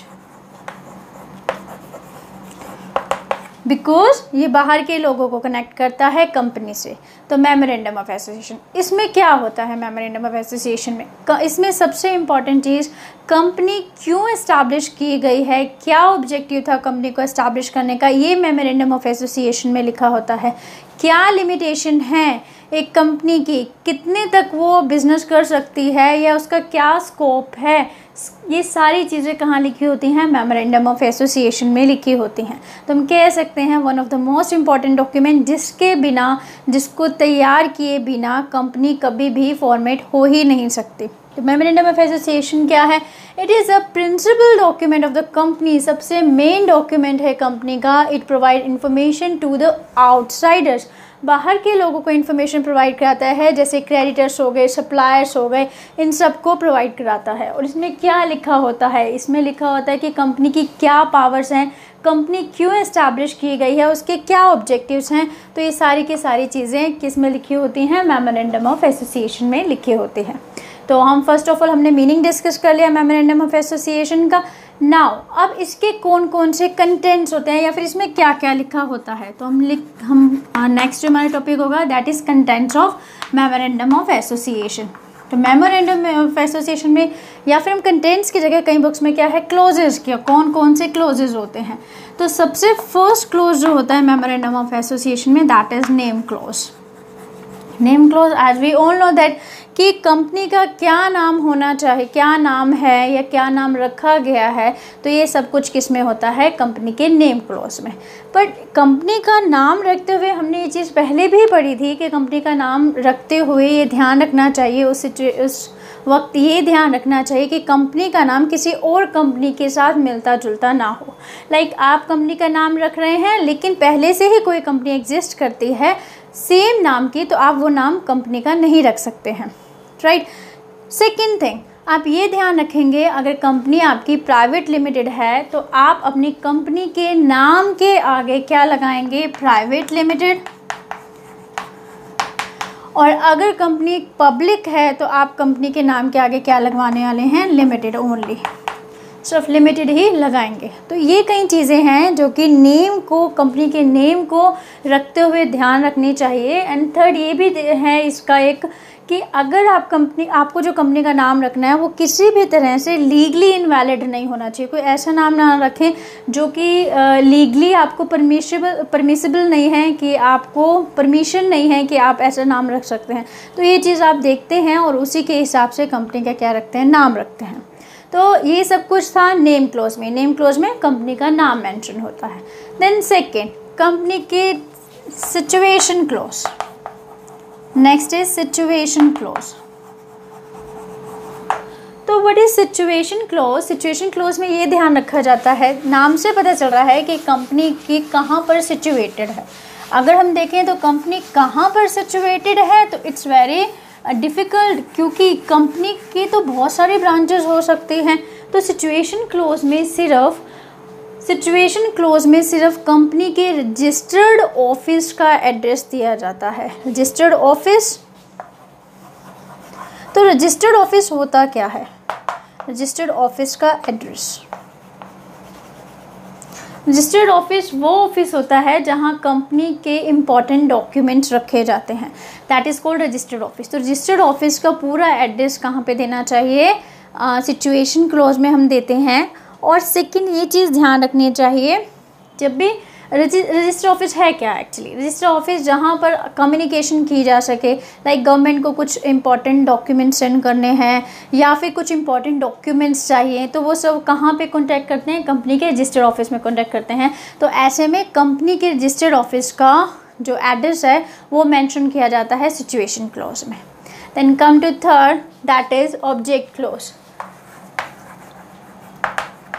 object clause में क्या होता है, we all know that company का ऑब्जेक्टिव मेंशन किया जाता है, why company is establish, company को क्यों एस्टैब्लिश किया गया है ये बताया जाता है, कंपनी की स्कोप क्या है, कंपनी की लिमिटेशन क्या है, कितने तक वो बिज़नेस कर सकती है, कौन कौन सी चीज़ों को अडॉप्ट कर सकती है, तो ये सब कुछ कहाँ दिया होता है, कंपनी के ऑब्जेक्ट क्लोज में। या फिर हम ये लिख सकते हैं कि कंपनी के ऑब्जेक्ट क्लोज में मेन चीज़ क्या है, कंपनी की स्कोप और लिमिटेशंस के बारे में बताया जाता है कि कंपनी की लिमिट कहाँ तक है और कंपनी का मेन ऑब्जेक्टिव क्या था इस्टेब्लिश करने का।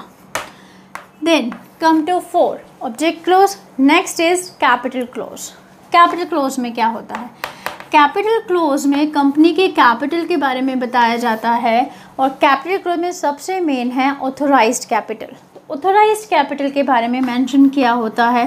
Then what is authorised capital, इसको हम ऑथोराइज्ड कैपिटल भी कहते हैं या फिर रजिस्टर्ड कैपिटल भी बोलते हैं, रजिस्टर्ड कैपिटल। तो ऑथोराइज्ड कैपिटल वो कैपिटल होती है जिससे ज़्यादा, या फिर मैं ये कहूँ कि मैक्सिमम लिमिट है, ये एक कैपिटल की मैक्सिमम लिमिट, इससे ज़्यादा कंपनी अपने पूरे लाइफ टाइम में कैपिटल को नहीं अरेंज कर सकती या इससे ज़्यादा कैपिटल यूज़ नहीं कर सकती।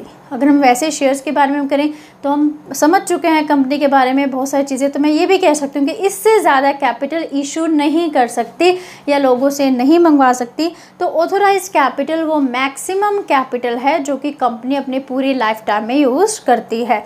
तो कितनी वो ऑथोराइज्ड कैपिटल होगी या रजिस्टर्ड कैपिटल होगी, ये सब कुछ कहाँ पर मेंशन होता है, कैपिटल क्लोज में। फिर देन अगर वो इतनी हमने डिसाइड कर लिया 5 लाख, जो कि बहुत छोटा सा मैं लेके चल रही हूँ, ये तो लाखों और अरबों रुपीज़ में होता है। देन अगर मैं कहती हूँ कि 5 lakh is the authorised capital, तो वो कैसे डिवाइडेड है, 50,000 shares at the rate of 10, 50,000 shares को इशू किया गया है जो कि 10-10 रुपये के हैं, या 500 शेयर को इशू किया है जो कि 100 रुपीज़ के हैं। मतलब आपने कैसे उस कैपिटल को डिवाइड किया है वो चीज़ें भी आप किस में लिखते हैं, कैपिटल क्लोज में। बट मेन हम यहाँ पर क्या मेंशन करने वाले हैं कि यहाँ पर जो सबसे मेन चीज़ होती है वो है ऑथोराइज्ड कैपिटल को मेंशन किया जाता है, जो कि कंपनी अपनी पूरी लाइफ टाइम में इससे ज़्यादा कैपिटल इशू नहीं कर सकती। Then come to liability close.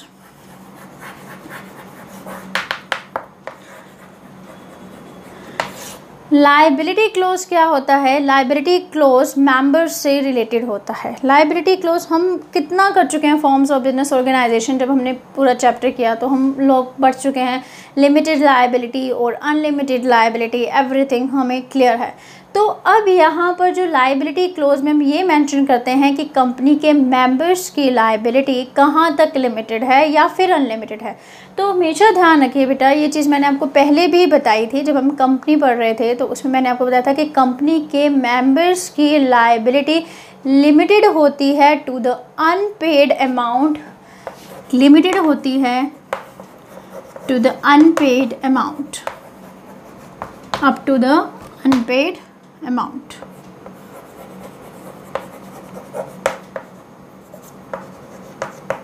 Up to the unpaid amount, इसका क्या मतलब हुआ, इसका मतलब अगर हम सिंपल से एक एग्जांपल लेके समझते हैं, सपोज अगर मैं कंपनी के मेंबर हूँ, कंपनी के इक्विटी शेयर्स खरीद रखे हैं, तो मैंने आपको ये समझाया था equity share holders are the owners of the company, वही ओनर होते हैं कंपनी के।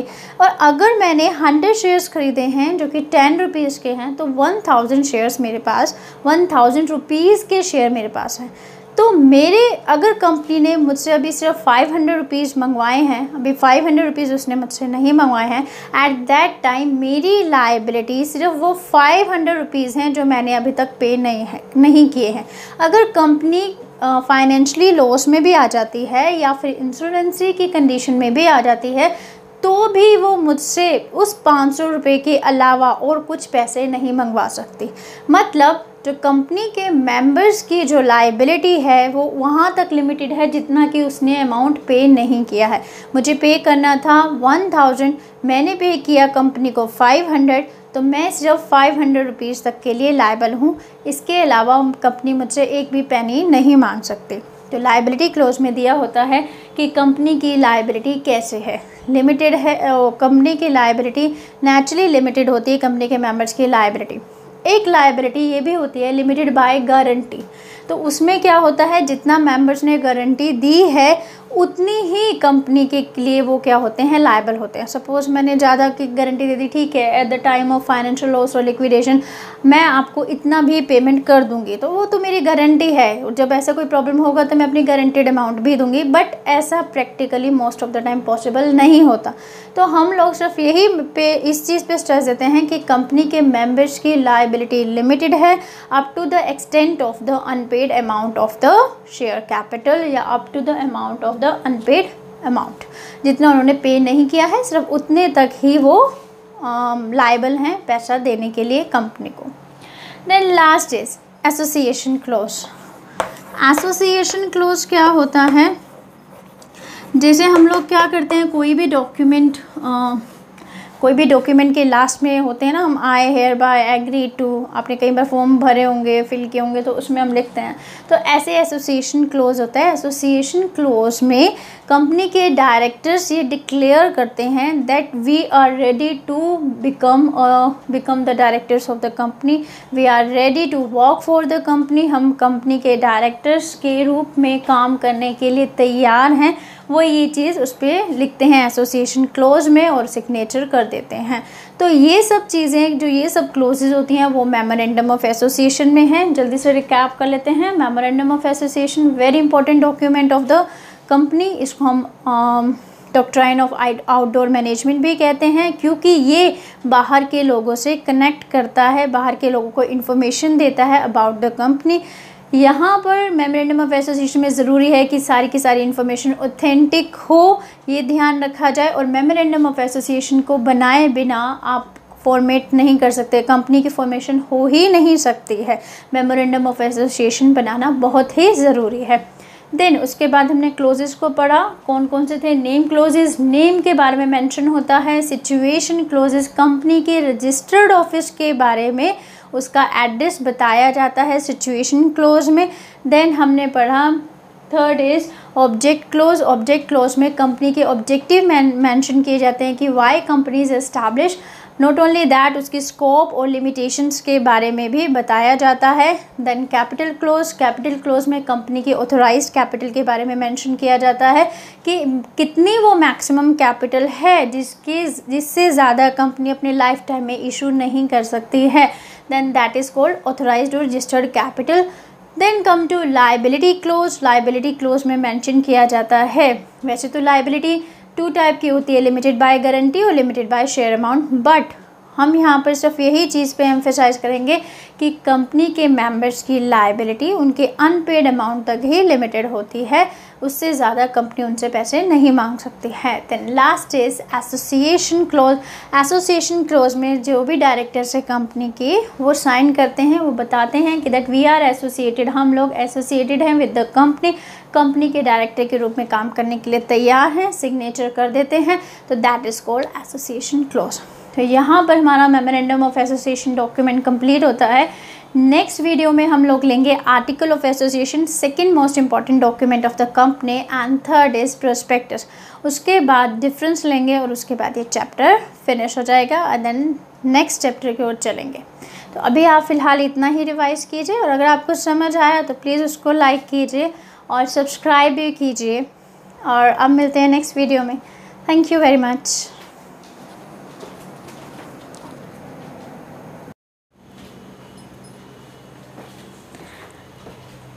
Yes, class 11th, we were doing formation of company. Formation of company में हम लोगों ने स्टार्ट कर दिया था important documents that are necessary for formation of company. तो फर्स्ट डॉक्यूमेंट हमने लास्ट वीडियो में किया, that was memorandum of association. Second जो डॉक्यूमेंट इम्पॉर्टेंट है that is article of association, and third is prospectus, वो आज हम इस वीडियो में करेंगे। छोटा सा ही टॉपिक है, जल्दी फिनिश हो जाएगा।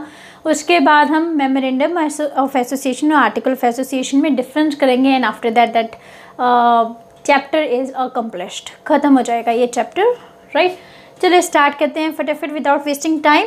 तो then article of association, what is article of association? Actually article of association it's company's own document. ये कह सकते हैं हम कि आर्टिकल ऑफ एसोसिएशन कंपनी के इंटरनल अफेयर्स के बारे में बताता है ये डॉक्यूमेंट। इसमें क्या लिखा होता है कि कंपनी में कैसे मैनेजमेंट होगी या कंपनी में कैसे बिजनेस को संभाला जाएगा, इंटरनल अफेयर क्या रहेगा, इंटरनल वर्क कैसे चलेगा, ये सब चीज़ें आर्टिकल ऑफ एसोसिएशन में मेंशन होती हैं। सपोज मैंने आपको एक चीज़ बोली थी दैट कि मेमोरेंडम ऑफ एसोसिएशन बनाना बहुत ही ज़्यादा इम्पॉर्टेंट है, क्योंकि memorandum of association last video में मेमोरेंडम ऑफ एसोसिएशन के बिना आप कंपनी को फॉर्मेट नहीं कर सकते। तो क्या आर्टिकल ऑफ एसोसिएशन को बनाना भी बहुत ज़रूरी है? क्या इसके बिना हम कंपनी फॉर्मेट नहीं कर सकते? तो देन आई आंसर येस कि आर्टिकल ऑफ एसोसिएशन को बनाना ज़रूरी नहीं है, राइट? क्यों नहीं है? क्योंकि अगर आप आर्टिकल ऑफ एसोसिएशन को नहीं बनाती है कोई कंपनी, तो कंपनीज एक्ट में वेरियस फॉर्मेट दे रखे हैं आर्टिकल ऑफ एसोसिएशन के टेबल एफ में। तो कंपनी क्या कर सकती है कि अगर अपना आर्टिकल ऑफ एसोसिएशन अडॉप्ट नहीं उसने बनाया अपना आर्टिकल ऑफ एसोसिएशन डॉक्यूमेंट, तो टेबल एफ में various format of article of association दिए हुए होते हैं, तो वो कोई भी फॉर्मेट को चूज़ कर सकती है और अपने आर्टिकल ऑफ एसोसिएशन को वैसा मान सकती है। तो अगर कोई पूछेगा 1 मार्क का क्वेश्चन आर्टिकल ऑफ एसोसिएशन बनाना ज़रूरी है, तो देयर आंसर इज़ नो, नहीं ज़रूरी नहीं है आर्टिकल ऑफ एसोसिएशन को बनाना। देन सेकंड, कंपनी के इंटरनल अफेयर के बारे में बताता है आर्टिकल ऑफ एसोसिएशन। थर्ड, ये क्योंकि ये इंटरनल अफेयर्स के बारे में बता रहा है, तो इसीलिए हम इसको एक और नाम देते हैं, that is doctrine of indoor management. So it is also called doctrine of indoor management. Doctrine of indoor management क्यों? क्योंकि ये जो डॉक्यूमेंट है वो इंटरनल अफेयर्स के बारे में, कंपनी के बारे में बता रहा है। और memorandum of association last video में मैंने बताया था आपको, क्योंकि वो आउटसाइडर से कनेक्ट करता था, तो हम उसको डॉक्ट्राइन ऑफ आउटडोर मैनेजमेंट कहते थे, राइट? अब आर्टिकल ऑफ एसोसिएशन में भी कंटेंट्स होते हैं, क्या क्या कंटेंट्स रिटन डाउन होते हैं, तो वो कौन कौन से हैं?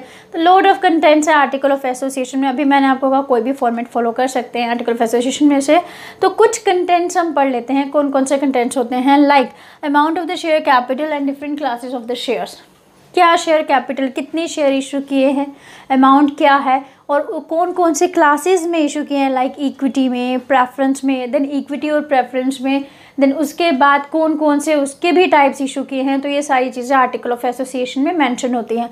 Second is rights of each class of share, हर किसी जो भी शेयर्स हैं उनके क्या क्या राइट्स हैं। Then procedure for issuing share certificate, जैसे ही शेयर वैल्यू, शेयर के पैसे मिलते हैं कंपनी को, पब्लिक भेजती है, उसके बाद कंपनी क्या करती है, शेयर सर्टिफिकेट इशू करती है टू द पब्लिक। तो उसको कैसे इशू करना है, कितने दिन में इशू करना है, क्या प्रोसीजर होगा, वो सारा कंपनी के आर्टिकल ऑफ एसोसिएशन में लिखा होता है। Then procedure for reissue and forfeiture of shares. Forfeiture of shares एक नया word, forfeiture of shares, everything about the share capital we are going to learn in class 12th accounts. आप class 12th accounts में company's account पढ़ेंगे तो वहाँ पूरा share capital का एक चैप्टर है, राइट? अब हम पढ़ लेते हैं वैसे फॉरफीचर ऑफ शेयर होता क्या है। Forfeiture of share means cancellation of share. Suppose you have purchased a share, आपने एक शेयर खरीदा है कंपनी का।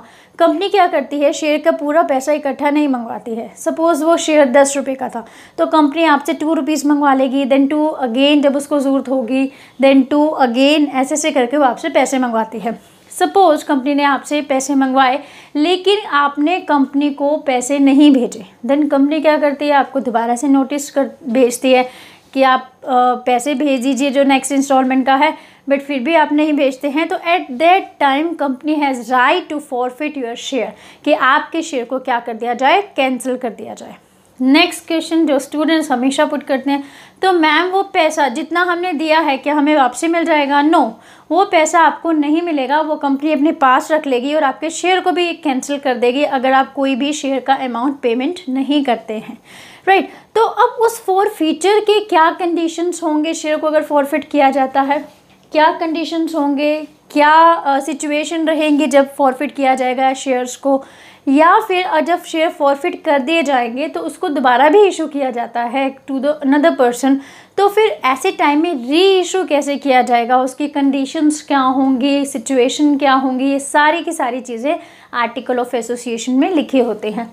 The next is procedure for winding up of the company, and last में वाइंड अप अगर कंपनी हो रही है तो उसका क्या प्रोसीजर रहेगा, क्योंकि हमें पता है जब कंपनी वाइंड अप होती है तो वेरियस चीज़ों को आपको फॉलो करना पड़ता है। तो क्या क्या चीज़ें फॉलो की जाएंगी, कैसे वाइंड अप होगी, ये सारी चीज़ें आर्टिकल ऑफ एसोसिएशन में लिखी होती है। वाइंड अप मीन्स ख़त्म होना, लिक्विडेट होना, लिक्विडेशन होना या ख़त्म होना, कंपनी बिल्कुल फिनिश हो जाना। तो उस सब की कंडीशंस की क्या क्या कंडीशन है वाइंडिंग अप, ये सारी चीज़ें आर्टिकल ऑफ एसोसिएशन में, and a lot of contents लिखे होते हैं आर्टिकल ऑफ एसोसिएशन में। यू कैन चूज एनी 2 और 3 कंटेंट जो कि आपकी बुक में दे रखे हैं, आप कोई भी चूज कर सकते हैं। राइट, मेन कंटेंट्स यही दे। Then come to prospectus. Prospectus क्या है? प्रोस्पेक्टस जैसे आप एक सिंपल सी एक सिचुएशन इमेजिन कीजिए। Suppose you want to take admission in any college or any school. तो first of all you get the prospectus of that school और कॉलेज। आप किसी भी कॉलेज या स्कूल में एडमिशन लेना चाहते हैं तो first of all you want to get the knowledge of that school और कॉलेज की एक्चुअली में कॉलेज क्या है सॉरी, और क्या अचीवमेंट्स रही हैं, क्या इंफ्रास्ट्रक्चर है, क्या क्या फैसिलिटी प्रोवाइड कराता है। तो इसके लिए आप क्या करते हैं, एक प्रोस्पेक्टस खरीदते हैं जो कि कॉलेज या स्कूल का प्रोस्पेक्टस होता है। तो प्रोस्पेक्टस में ही कॉलेज या स्कूल के बारे में सारी इन्फॉर्मेशन दी होती है।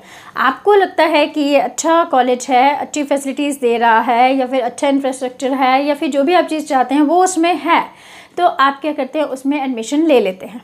लाइक दैट प्रोस्पेक्टस भी ऐसा ही होता है। अब कंपनी को पैसे चाहिए, पैसे वो पब्लिक से क्या करती है, मंगवाती है, सब्सक्राइब कराती है। तो पैसे जब वो पब्लिक से मंगवाती है तो कैसे मंगवाती है, वो अपने शेयर इशू करती है। वो कहती है कि आप मेरे शेयर खरीदिए, सिक्योरिटीज़ खरीदिए, मुझे पैसे दे दीजिए उसके बदले में। तो अब लेकिन पब्लिक कोई बेवकूफ़ तो है नहीं, तो वो भी तो जानना चाहेगी कि हम जहाँ जिस कंपनी में पैसा इन्वेस्ट कर रहे हैं तो एक्चुअली में वो कंपनी क्या है, उसके डायरेक्टर्स कौन है, कौन चला रहा है, उसके ऑब्जेक्टिव्स क्या है, and everything about the company public जानना चाहेगी, तभी तो वो पैसा इन्वेस्ट करेगी अपना कंपनी में। तो इसके लिए ज़रूरी होता है कि कंपनी एक प्रोस्पेक्टस इशू करे, प्रोस्पेक्टस इशू करे टू द पब्लिक कि ये this is the information about the company, ये इन्फॉर्मेशन है, सब कुछ प्रोस्पेक्टस में लिखा है। तो अगर आपको ये इंटरेस्टेड लगता है, लाइक आपको लगता है कि फेवरेबल है या आप इन्वेस्ट करना चाहते हैं, तो आप कंपनी की सिक्योरिटीज़ खरीदिए। या फिर इन ब्रीफ में ये कह सकती हूँ कि कंपनी की सिक्योरिटीज़ इशू करने से पहले कंपनी का प्रोस्पेक्टस इशू किया जाता है टू द पब्लिक। राइट, जिसे पढ़कर पब्लिक को लगता है कि इन्वेस्टमेंट करनी चाहिए, तो फिर वो क्या करती है, उनकी सिक्योरिटीज़ को, कंपनी की सिक्योरिटीज़ को खरीदती है। तो प्रोस्पेक्टस है क्या? Prospectus includes any document which invite general public. इसमें जनरल पब्लिक को इनवाइट किया जाता है to invest their money in securities of the company, कि आप आइए और क्या कीजिए, कंपनी की सिक्योरिटीज़ में, कंपनी के शेयर्स खरीदिए, डिबेंचर्स खरीदिए, ये सिक्योरिटीज़ में आप क्या कीजिए, इन्वेस्ट कीजिए। राइट, अब 3 चीज़ें होनी ज़रूरी हैं प्रोस्पेक्टस में। पहली बात, there must be an invitation. Prospectus तभी कहलाया जाएगा वो डॉक्यूमेंट जब वहाँ पर एक इन्विटेशन दिया जा रहा हो, जब उस डॉक्यूमेंट में क्या होना चाहिए, इन्विटेशन होना चाहिए पब्लिक को। इन्विटेशन किस लिए होना चाहिए, कि आप आइए और आप क्या कीजिए, कंपनी की सिक्योरिटीज़ को सब्सक्राइब कीजिए। और थर्ड, कि इन्विटेशन कौन कर रहा हो, कंपनी कर रही हो। तो पहली बात तो इन्विटेशन होना चाहिए पब्लिक को। कौन इन्विटेशन दे रहा है, invitation by the company, company देनी चाहिए उस इन्विटेशन को। एंड थर्ड इज, इन्विटेशन किस लिए दिया जा रहा है, to subscribe the capital of the company, कि आप आइए और कंपनी की सिक्योरिटीज़ को खरीदिए। राइट, तो to subscribe the securities of the company. अगर ये तीनों चीज़ें होनी प्रोस्पेक्टस में, एक्चुअली ये तीनों चीज़ें होनी प्रोस्पेक्टस में क्या है, ज़रूरी हैं। अगर ये तीनों चीज़ें होती हैं, after that document is called prospectus, तभी हम उसको प्रोस्पेक्टस का नाम देंगे। और एक चीज़ ध्यान रखेंगे कि प्रोस्पेक्टस में जो भी इन्फॉर्मेशन होनी चाहिए, जो भी इन्फॉर्मेशन होती है कंपनी के बारे में, वो बिल्कुल ऑथेंटिक होनी चाहिए। क्यों? क्योंकि ये इन्फॉर्मेशन पब्लिक के पास जा रही है। अगर आप कोई ऑथेंटिक इन्फॉर्मेशन नहीं दे रहे हैं तो एट दैट टाइम आप पब्लिक को चीट कर रहे हैं, और इसका मतलब आप इलीगल वर्क कर रहे हैं। तो प्रोस्पेक्टस में दी गई जो जानकारी है या जो भी इन्फॉर्मेशन होती है वो बिल्कुल ऑथेंटिक होती है, बिल्कुल प्योर होती है। राइट, जिस पे हम बिलीव कर सकते हैं। राइट, अब हमने आज क्या पढ़ा, आज हमने लास्ट के 2 डॉक्यूमेंट्स भी पढ़ लिए। आर्टिकल ऑफ एसोसिएशन जो कि कंपनी के इंटरनल अफेयर्स के बारे में बताता है। फिर देन हमने प्रोस्पेक्टस के बारे में पढ़ा। प्रोस्पेक्टस क्या है, एक इन्विटेशन है पब्लिक को कि आप आइए और कंपनी की सिक्योरिटीज़ को खरीदिए, पूरी इन्फॉर्मेशन देता है कंपनी के बारे में, राइट।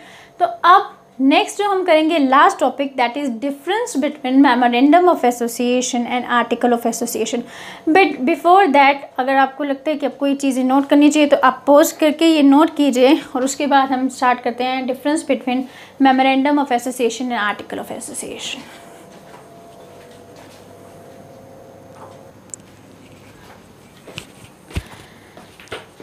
ये स्टूडेंट्स, अब हम लास्ट टॉपिक करेंगे, that is difference between the memorandum of association and article of association. तो वैसे हमने अच्छी तरह से memorandum of association, article of association समझ लिया है, तो डिफरेंस भी हमें समझ में आ गए हैं कि क्या डिफरेंस रहेंगे इसमें। फिर भी एक बार इसको देख लेते हैं कि क्या क्या डिफरेंस रहते हैं। तो फर्स्ट डिफरेंस इज ऑब्जेक्टिव। तो मेमोरेंडम ऑफ एसोसिएशन क्या डिफाइन करता है? मेमोरेंडम ऑफ एसोसिएशन डिफाइन करता है ऑब्जेक्टिव्स ऑफ द कंपनी, हमने ये पढ़ा था, और साथ में इसके स्कोप क्या है, लिमिटेशन क्या है, ये सारा कुछ मेमोरेंडम ऑफ एसोसिएशन डिफाइन करता है। मीन्स किस लिए कंपनी को इस्टेब्लिश किया गया है ये ऑब्जेक्टिव्स, राइट। और इस ऑब्जेक्टिव को कैसे गेट करना है ये आर्टिकल ऑफ एसोसिएशन में दिखाया जाता है। मेमोरेंडम ऑफ एसोसिएशन ऑब्जेक्टिव्स को बताएगा, उस ऑब्जेक्टिव्स को कैसे हम गेट करेंगे वो आर्टिकल ऑफ एसोसिएशन में बताया जाता है। Memorandum of association define the objectives of the company and it defines the rules for attaining the objective. उन ऑब्जेक्टिव्स को कैसे अचीव करना है ये आर्टिकल ऑफ एसोसिएशन में बताया जाता है। तो नेचुरली आर्टिकल ऑफ एसोसिएशन किस पे डिपेंडेंट है? मेमोरेंडम ऑफ एसोसिएशन पर। अगर मेमोरेंडम हमारे ऑब्जेक्टिव्स ही नहीं है तो उसको अचीव करने के लिए क्या रूल्स बनाएंगे हम लोग? तो हम ये कह सकते हैं कि मेमोरेंडम ऑफ एसोसिएशन एक फंडामेंटल डॉक्यूमेंट है और आर्टिकल ऑफ एसोसिएशन एक सप्लीमेंट्री डॉक्यूमेंट है। क्यों? क्योंकि आर्टिकल ऑफ एसोसिएशन बेस्ड है मेमोरेंडम ऑफ एसोसिएशन पे। अगर मेमोरेंडम ऑफ एसोसिएशन नहीं है, हमारा कोई ऑब्जेक्टिव नहीं है, तो उसको गेट करने के रास्ते हम क्यों निकालेंगे, राइट। तो हम कह सकते हैं कि हमारा जो सेकंड है that is memorandum of association जो है वो क्या है, एक फंडामेंटल डॉक्यूमेंट है और आर्टिकल ऑफ एसोसिएशन इसको सप्लीमेंट करता है, जो कि किस पे बेस्ड होता है? Article of association memorandum of association पर बेस्ड होता है। Then come to validity. Memorandum of association बहुत ध्यान से बनाना पड़ता है, मैंने आपको ये चीज़ बताई थी, क्योंकि मेमोरेंडम ऑफ एसोसिएशन के बाहर अगर आप कोई वर्क करते हैं जो इसके स्कोप और लिमिटेशन जो आपने डिसाइड कर ली है उस डॉक्यूमेंट में, आप इसके बाहर कोई काम करेंगे तो दैट काम है जो दैट वर्क है दैट इज इलीगल या फिर वॉइड माना जाएगा, वो गलत माना जाएगा, राइट। और आर्टिकल ऑफ एसोसिएशन में ऐसा कुछ नहीं। आर्टिकल ऑफ एसोसिएशन तो कंपनी के इंटरनल अफेयर का मामला है, तो वो कभी भी चाहे आर्टिकल ऑफ एसोसिएशन से बाहर, इसके स्कोप से बाहर काम कर सकती है और बाद में आर्टिकल ऑफ एसोसिएशन को ऑल्टर कर देगी वो आराम से। तो मेमोरेंडम ऑफ एसोसिएशन के स्कोप से बाहर काम करना इज़ टोटली वॉइड, लेकिन आर्टिकल ऑफ एसोसिएशन के स्कोप से आप बाहर, जितना आपने जैसे लिखा है उस रूल्स के हट के अगर आप उससे कोई काम करते हैं तो उस आर्टिकल ऑफ एसोसिएशन को ऑल्टर किया जा सकता है उसी रूल के अकॉर्डिंग। तो हम ये कह सकते हैं कि नेक्स्ट पॉइंट वैलिडिटी का देखेंगे। Act beyond the scope of memorandum of association is void. Act done beyond the article of association can be ratified. उसको हम ratified कर सकते हैं। Then next, relationship. मैंने आपको बताया था कि memorandum of association define करता है relationship between the company and the outsider. दोनों के बीच में relationship बताता है, इसीलिए हम इसको doctrine of outdoor management भी कहते हैं। जबकि आर्टिकल ऑफ एसोसिएशन तो कंपनी के इंटरनल अफेयर के बारे में बताता है।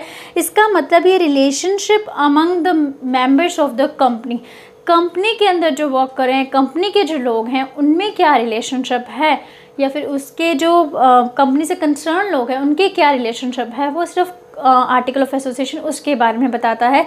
That is why article of association is called doctrine of indoor management, right. Next, relationship. It defines relationship between company and outsiders, and it defines relationship between members of the company. Company के members में क्या relationship है? Then come to next point, necessity. क्या memorandum of association बनाना ज़रूरी है? ये मैंने आपको बताया था। Yes, मेमोरेंडम ऑफ एसोसिएशन बनाना ज़रूरी है, इसके बिना तो कंपनी फॉर्मेट भी नहीं हो सकती, रजिस्टर्ड भी नहीं हो सकती, राइट। आर्टिकल ऑफ एसोसिएशन बनाना ज़रूरी है? नहीं, आर्टिकल ऑफ एसोसिएशन बनाना ज़रूरी नहीं है। कंपनीज एक्ट में बहुत सी टेबल दे रखी हैं, टेबल एफ में फॉर्मेट, बहुत सारे फॉर्मेट दे रखे हैं। चाहे तो उस टेबल एफ में से कोई भी फॉर्मेट आप as an article of association को चूज़ कर सकते हैं। तो next difference is necessity. It is compulsory to make memorandum of association because it is an important document of the company. Without it registration can be possible, can't be possible, and it is not compulsory. Compulsory नहीं है article of association को बनाना। Then alteration. Alteration means क्या memorandum of association या article of association को change किया जा सकता है बाद में, जो इसके कंटेंट्स हैं, क्या रूल्स को चेंज किया जा सकता है? तो मेमोरेंडम ऑफ एसोसिएशन को चेंज, उसके जो कंटेंट्स हैं आप उसमें चेंज कर सकते हैं, लेकिन उसके लिए एक बहुत बड़ी प्रोसेस या बहुत ही मुश्किल या कॉम्प्लिकेटेड प्रोसेस को आपको अडॉप्ट करना पड़ता है, या फिर मैं ये कहूँ कि मेमोरेंडम ऑफ एसोसिएशन को ऑल्टर करना बहुत ही मुश्किल है।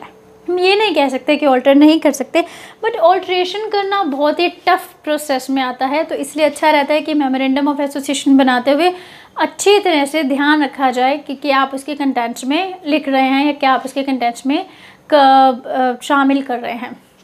आर्टिकल ऑफ एसोसिएशन को ऑल्टर करना it is very easy. Company के इंटरनल अफेयर के बारे में है, कंपनी के लोगों को ही पता है, तो आप जब चाहें कंपनी के इंटरनल अफेयर को चेंज करना चाहते हैं या फिर आर्टिकल ऑफ एसोसिएशन को चेंज करना चाहते हैं तो आप इजीली उसको ऑल्टर कर सकते हैं, अपने अकॉर्डिंग कभी भी चेंज कर सकते हैं। तो आर्टिकल ऑफ एसोसिएशन को चेंज करना या इसके कंटेंट्स को चेंज करना कोई डिफ़िकल्ट प्रोसेस नहीं है, आप इजीली कर सकते हैं। जबकि मेमोरेंडम ऑफ एसोसिएशन को चेंज करना it's very difficult process. Next is alteration. It can't be easily altered, it can be easily altered, right. तो दैट वो difference between memorandum of association and article of association. और यहीं पर हमारा chapter 2 and होता है। कहीं पर ये चैप्टर 3 भी है, फॉर्मेशन ऑफ कंपनी, बट अभी हम लेके चल रहे हैं इसको चैप्टर 2। यहाँ पर चैप्टर 2 एंड होगा। नेक्स्ट जो चैप्टर हमारा होगा that is public sector. Public sector के डिफरेंट फॉर्म्स कौन से होते हैं, डिफरेंट डिपार्टमेंट अंडरटेकिंग या स्टैट्यूटरी कॉर्पोरेशन या फिर कंपनी क्या होती है, तो ये सब हम पढ़ेंगे नेक्स्ट चैप्टर में। और नेक्स्ट वीडियो में हम नेक्स्ट चैप्टर को स्टार्ट कर देंगे। अगर आपको चीज़ें समझ में आई हैं, आपको लगा कि कुछ बेटर विजन हुआ, अच्छी तरह से समझ में आया, तो प्लीज़ लाइक कीजिएगा और सब्सक्राइब करना भी मत भूलिएगा। Thank you for watching.